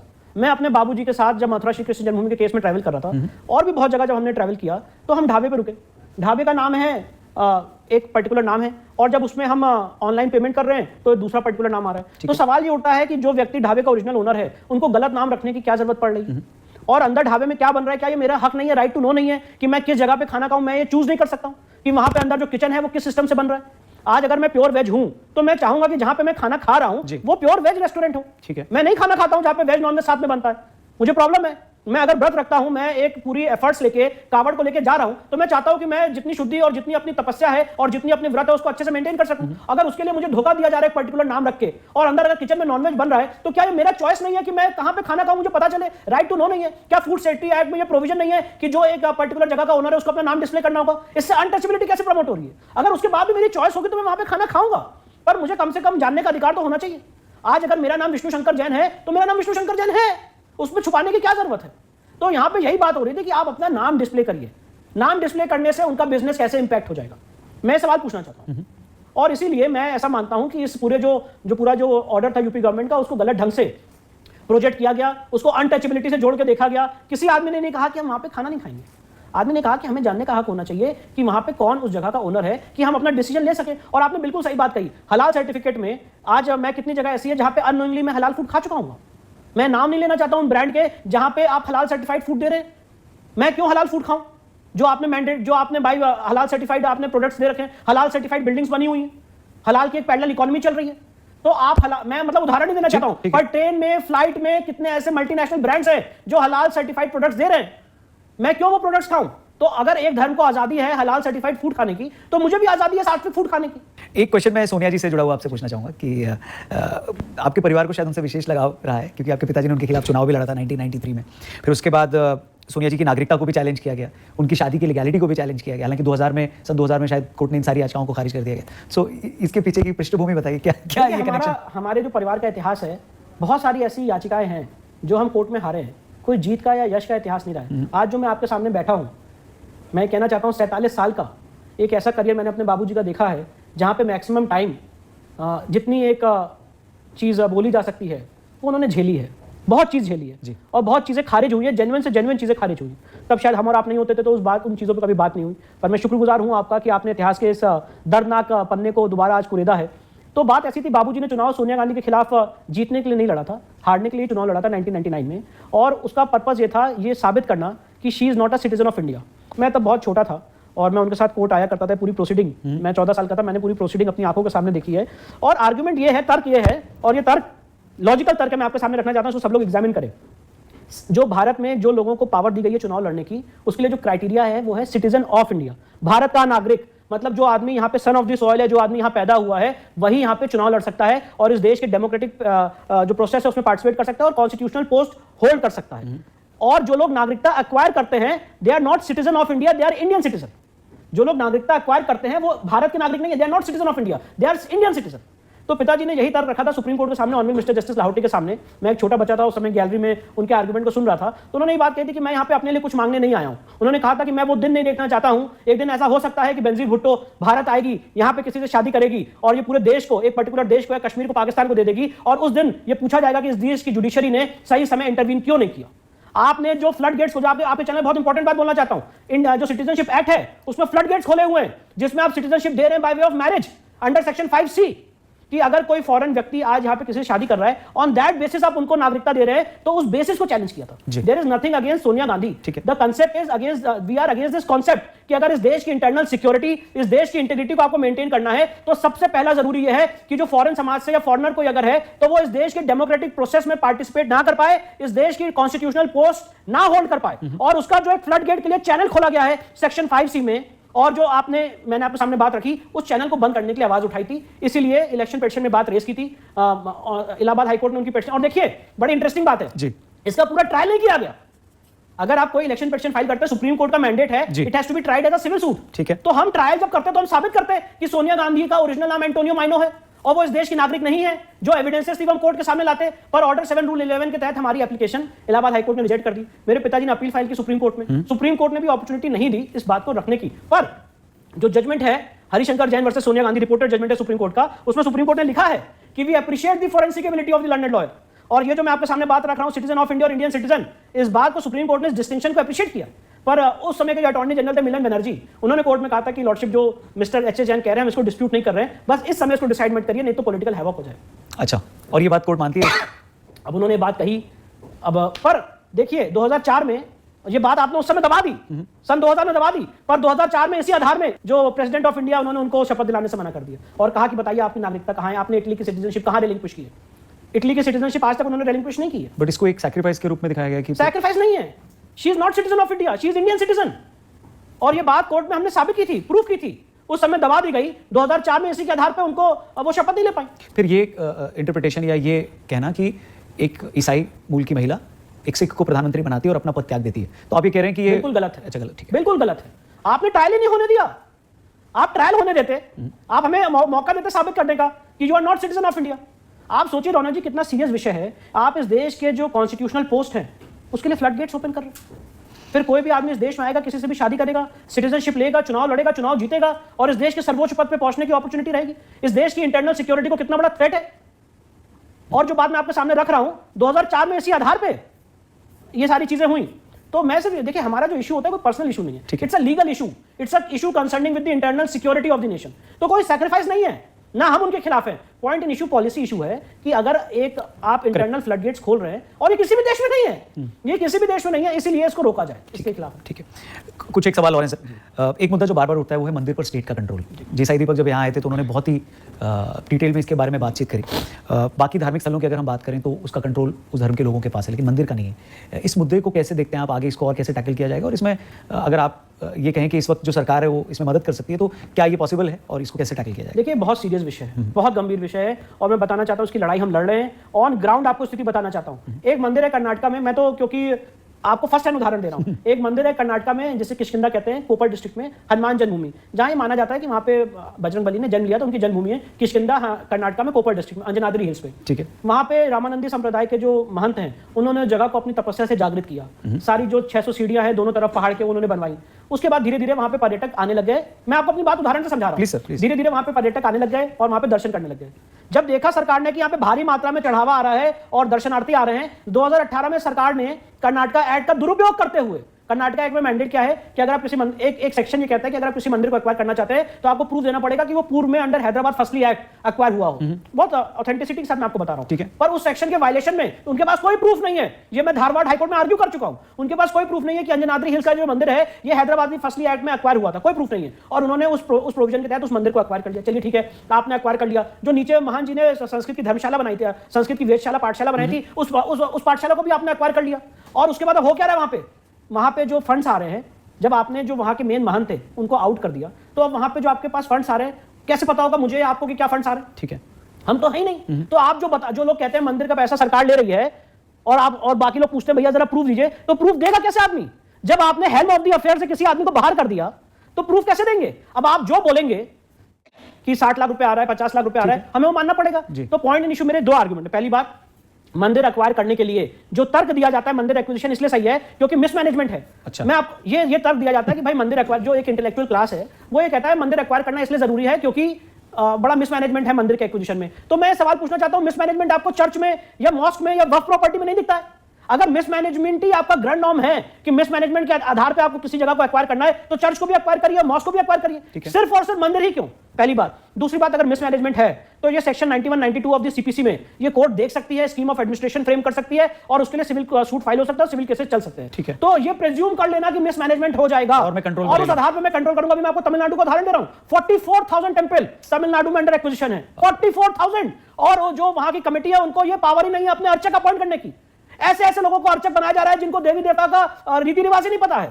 एक सिविल सर्विसेज की तरह उनका एग्जामिनेशन लिया जा रहा है और उनको अर्चक बनाया जा रहा है, पुजारी बनाया जा रहा है। और साथ में सर ये संविधान की मूल भावना का भी एक आर्टिकल 26 और आर्टिकल 25 का वायलेशन है, क्योंकि आप धार्मिक भाई आप धार्मिक मामले में हस्तक्षेप कर रहे हैं और कितना बड़ा कंट्रडिक्शन है। आप हैं सेकुलर और आप कंट्रोल कर रहे हैं मंदिर को, आप कितना बड़ा कंट्रडिक्शन कर रहे हैं। किसने बनाई सर ये खिचड़ी इतनी कि जहां पे आपको इतना कॉम्प्लिकेट? अच्छा मैं पूछना चाहता हूं, कोई भी मंदिर, आपको एक उदाहरण दे रहा हूं आपको, और कोई भी आदमी मुझे कंट्रडिक्ट करे। जरा उदयपुर में जो महाराणा प्रताप का मंदिर है एकलिंग जी का, उससे थोड़ी ही दूरी पे 5 किलोमीटर दूर एक दूसरा मंदिर है सात बहु मंदिर। वहां कोई एक्वायर नहीं कर रहा उस मंदिर को, वो जीर्ण शीर्ण अवस्था में पड़ा हुआ है, देवी देवताओं का अस्तित्व मिटा हुआ है। लोग वहां पे जाके वेडिंग फोटोशूट्स कर रहे हैं, तरह तरह की चीजें कर रहे हैं, वहां किसी को नहीं पड़ी हुई है उसको एक्वायर करने की। पर अगर अभी उस मंदिर को मैं जागृत कर दूं, वहां पे देवी देवताओं का अस्तित्व रख दूं और वो जागृत हो जाए, फंड्स आने लग जाए, तो तुरंत उसका एक्विजिशन हो जाएगा। रेवेन्यू मॉडल देख रही है सरकार बस। तो ये चीज बहुत गलत है। आर्टिकल 25 26 का वायलेशन है, साथ ही साथ सेक्युलरिज्म के प्रिंसिपल्स को अगर आप मानते हैं उसका वायलेशन है। और जिस तरह से अर्चक अपॉइंट किए जा रहे हैं, देखिए एक बात और कहना चाहता हूं, एक पुजारी का और एक देवता का एक मातृत्व का रिश्ता होता है। जैसे आज किसी देवता की सेवा होती है, उनको सुबह उठाया जाता है, उनका भोग प्रसाद आरती की जाती है, रात में शयन किया जाता है, तो जो एक पुजारी का उस डेटी से रिश्ता होता है, एक सेवादार का भी रिश्ता होता है और एक माँ का भी रिश्ता होता है। आज आप पुजारी और अर्चक अपॉइंट कर रहे हैं एक टेस्ट लेके आप अपॉइंट कर रहे हैं। आज एक माँ अपने बच्चे को कैसे पालेगी, क्या उसका कभी कोई टेस्ट हो सकता है? ये किस तरह के एंडोमेंट एक्ट्स बनाए गए? और आपने जो वहां की मेन कमिटीज थी, उनके जो कल्चर्स थे, उनके जो रिचुअल्स थे, उसको ओवरपावर कर लिया by bringing various endowment acts. तो ये बहुत बड़ा इशू है और मैं कहना चाहता हूं कर्नाटक गवर्नमेंट ने एक बार इसके लिए बजटरी प्रोविजन किया था कि हम इन मंदिरों को रिलीज करेंगे, उसके बाद भी रिलीज नहीं किया। और आज कर्नाटक में, जैसे मैंने आपको 44,000 मंदिर का उदाहरण दिया तमिलनाडु में, ऐसे कर्नाटक में अराउंड 32,000 टेंपल है जो अंडर एक्विजिशन है। 32,000 टेंपल, ये आंकड़े हैं, मेरे आंकड़े नहीं है, गवर्नमेंट रिकॉर्ड्स है। और इन सबको एक्विजिशन से हटना बहुत जरूरी है। सो ये दोनों जो लड़ाइयाँ हैं, एक तो मंदिर का पर से जो स्टेट का कंट्रोल है और दूसरा वो सारे धार्मिक जगह हैं जो वापस से हिंदुओं को मिले, आपको लगता है ये लड़ाई कंक्लूजन की तरफ पहुंचेगी, संभव कभी हो पाएगा? और क्योंकि इसमें आर्ग्यूमेंट यही दिया जाता है कि अगर राम मंदिर के बाद ऐसा किसी और मंदिर के साथ किया गया तो तनाव फैलेगा। तो इस पे क्या आपका क्या विचार है? एक फाइनल विचार लेते हैं सर। देखिए, देश is a country of rule of law. ये देश संविधान से चलता है। जो लोग कहते हैं, जो संविधान की कॉपीज भी दिखाते हैं, तो उसमें लिखा है कि it has to be governed by rule of law. तो अगर रूल ऑफ लॉ है, अगर कोर्ट के ऑर्डर को हर आदमी को कंप्लाई करना है, अगर आर्टिकल 141 और 143 में ऐसा लिखा हुआ है, तो ये सवाल अपने आप में बेमानी हो जाता है कि अगर ऐसा कोर्ट जजमेंट देगी तो तनाव हो जाएगा। We have to follow the rule of law. और मैं इस देश की जुडिशरी को धन्यवाद देना चाहता हूं आपके चैनल के माध्यम से। जेरूसलम में पिछले 2000 साल से 3 समुदाय एक पर्टिकुलर स्पॉट के लिए लड़ रहे हैं, वहां पे तो तनाव नहीं हो रहा है, वहां पे तो लड़ाई लड़ रहे हैं। और कोई देश की बड़ी बड़ी जुडिशरी, बड़े बड़े इंस्टीट्यूशन, यूनाइटेड नेशंस उस डिस्प्यूट को सॉल्व नहीं कर पाए। ये सिर्फ और सिर्फ इंडियन जुडिशरी की ताकत थी कि राम मंदिर के केस को हमने सॉल्व किया और मैसेज दिया पूरे वर्ल्ड को कि इस तरह के सिविलाइजेशनल डिस्प्यूट्स सॉल्व किए जा सकते हैं डेमोक्रेटिक प्रोसेस के माध्यम से। तो डेमोक्रेटिक प्रोसेस के माध्यम से जब डिस्प्यूट सॉल्व हो रहा है, उस समय बात करना कि तनाव को जन्म देगा, मुझे लगता है वो लोग रूल ऑफ लॉ के खिलाफ बात कर रहे हैं। और दूसरी बात जो आपने सवाल पूछा, कोई भी वकील कभी भी अगर आपके सामने ये कह रहा है कि ये केस जल्दी सॉल्व हो जाएंगे और हम जल्दी कर देंगे, वो झूठ बोल रहा है। कोई भी आदमी इस चीज़ का एस्टिमेट नहीं लगा सकता है, और ना मैं लगा सकता हूँ। ये चीज़ें कितने समय में सॉल्व होंगी, कितना टाइम लगेगा, ये मैं नहीं बता सकता हूँ, पर मैं इतना कह सकता हूँ, जरूरी ये है कि हम लड़े। अगर गोपाल सिंह विशारद ने 1950 में राम मंदिर का केस नहीं फाइल किया होता, ये सोच के कि इसका क्या रिजल्ट होगा, तो 22 जनवरी 2024 का हम दिन नहीं देखते। इसलिए जरूरी है इस पूरी सिविलाइजेशन के लिए कि वो स्ट्रॉन्ग रिसर्च करे, पढ़ाई करे, अपनी बात कोर्ट में तर्क और फैक्ट्स के आधार पर कहे। अल्टीमेटली देखिए सिविलाइजेशनल बैटल है, इसमें कितना टाइम लगेगा, कितनी जनरेशंस लगेंगी, हमें नहीं पता, पर एक आक्रांता हुई है, उसको मिटाने के लिए कम्युनिटी लड़ी। ये बहुत इंपॉर्टेंट बात है, और मैं मैसेज देना चाहता हूं कि हमारा जो इतिहास रहा है पूरे सनातनियों का यश का इतिहास रहा है। अगर यहां पे औरंगजेब ने तलवार चलाई है, तो यहां पे ऐसे लोग उठे हैं जिन्होंने डेमोक्रेटिक माध्यम से मैसेज देने की कोशिश की है कि कलम की ताकत तलवार की ताकत से बड़ी होती है, pen is mightier than the sword, और इसके लिए हम लोग लड़ाई लड़ना है। विष्णु शंकर जैन जी, चलते चलते एक क्विक रैपिड फायर, या तो एक शब्द में जवाब देना है या नहीं देना है। या यस या नो में जवाब देना है। ठीक है, हिंदू राष्ट्र या धर्मनिरपेक्ष भारत? हिंदू राष्ट्र। क्या जनसंख्या नियंत्रण कानून लागू होना चाहिए? बिल्कुल नहीं। बिल्कुल नहीं? बिल्कुल नहीं। ठीक है, सरदार पटेल या जवाहरलाल नेहरू, बड़ा नेता? सरदार पटेल। सवाल ही नहीं पूरा हुआ। क्या अदालतों पर राजनीतिक प्रेशर होता है? बिल्कुल नहीं। योगी या मोदी, दोनों में आपका पसंदीदा नेता? मोदी जी। हिंदू समाज से एक शिकायत? कोई शिकायत? ठीक है, लव जिहाद या लैंड जिहाद, प्रोपोगेंडा है या सच्चाई है? सच्चाई। क्या मंदिरों को रिक्लेम करने की लड़ाई कानून से ही लड़ी जा सकती है या मुस्लिम पक्ष से बातचीत भी की जा सकती है? सिर्फ कानून से लड़ी जा सकती है, कोर्ट के माध्यम से। विष्णु शंकर जैन पहले खुद को वकील मानते हैं या हिंदू? पहले हिंदू। मौका मिले तो भारतीय संविधान में क्या बदलना चाहेंगे? सेकुलर और socialist word. Thank you very much, आप हमारे पॉडकास्ट पे आए, बहुत सारी बातें की, और बहुत सारी बातें अभी बाकी हैं, समय का अभाव था, लेकिन बहुत बहुत धन्यवाद। और एक बार जितने भी हमारे व्यूअर्स देख रहे हैं, प्लीज़ आप इस बातचीत को और भी लोगों से ज़रूर शेयर करिएगा, क्योंकि इस पॉडकास्ट में जो भी बातचीत हुई है उसमें इमोशन बिल्कुल नहीं था, उसमें सिर्फ और सिर्फ फैक्ट्स थे, और ये फैक्ट्स हर एक देशवासी तक पहुंचने ज़रूरी हैं। तो इस पॉडकास्ट को प्लीज़ और भी लोगों तक ज़रूर शेयर करिएगा, और हमारे चैनल को भी सब्सक्राइब करके जाइएगा। Thank you for watching once again. जय हिंद, जय श्री राम। जय श्री राम। तो देखिए दोस्तों, किस तरह से हिंदू पक्ष के वकील जो हैं वो हमारे लिए, हमारे धर्म के लिए, सनातन धर्म के लिए जो है अपनी आवाज़ बुलंद कर रहे हैं। हमें उनके साथ खड़े होना होगा। हमें सबसे पहले खुद का एक स्टैंड लेना होगा कि हम जो है इनके साथ कंधे से कंधा लगा के चलें, ताकि हम जो है किसी निष्कर्ष तक पहुंच सकें, वरना बहुत देर हो जाएगी और अकेला इंसान कुछ भी नहीं कर पाता। तो बहुत सारे हिंदू जो हैं वो ऑलरेडी जाग चुके हैं, कुछ जग रहे हैं, और जो नहीं जाग रहे हैं उन्हें भी जागना चाहिए। और दोस्तों, हमें इन सभी चीज़ों के खिलाफ जो है लड़ना होगा। लड़ने से मेरा तात्पर्य ये नहीं कि हम किसी के साथ हाथापाई करें या किसी का कॉलर पकड़ें। हमें पूरा लीगल तरीके से जो है अपनी बात रखनी है। हम उस पे जो है जो काम बखूबी हमारे हिंदू पक्ष के वकील कर रहे हैं, हमें सिर्फ उनका साथ देना है, सहयोग करना है, और अपने सनातन धर्म की तरफ जो है अपना और जो अपने आप को उस तरफ ले जाना है। दोस्तों, आपकी क्या राय है इस बारे में कमेंट सेक्शन में ज़रूर बताइएगा। मिलते हैं आपसे अगली वीडियो में, तब तक के लिए हर हर महादेव, जय सनातन, जय हिंद, स्टे सेफ।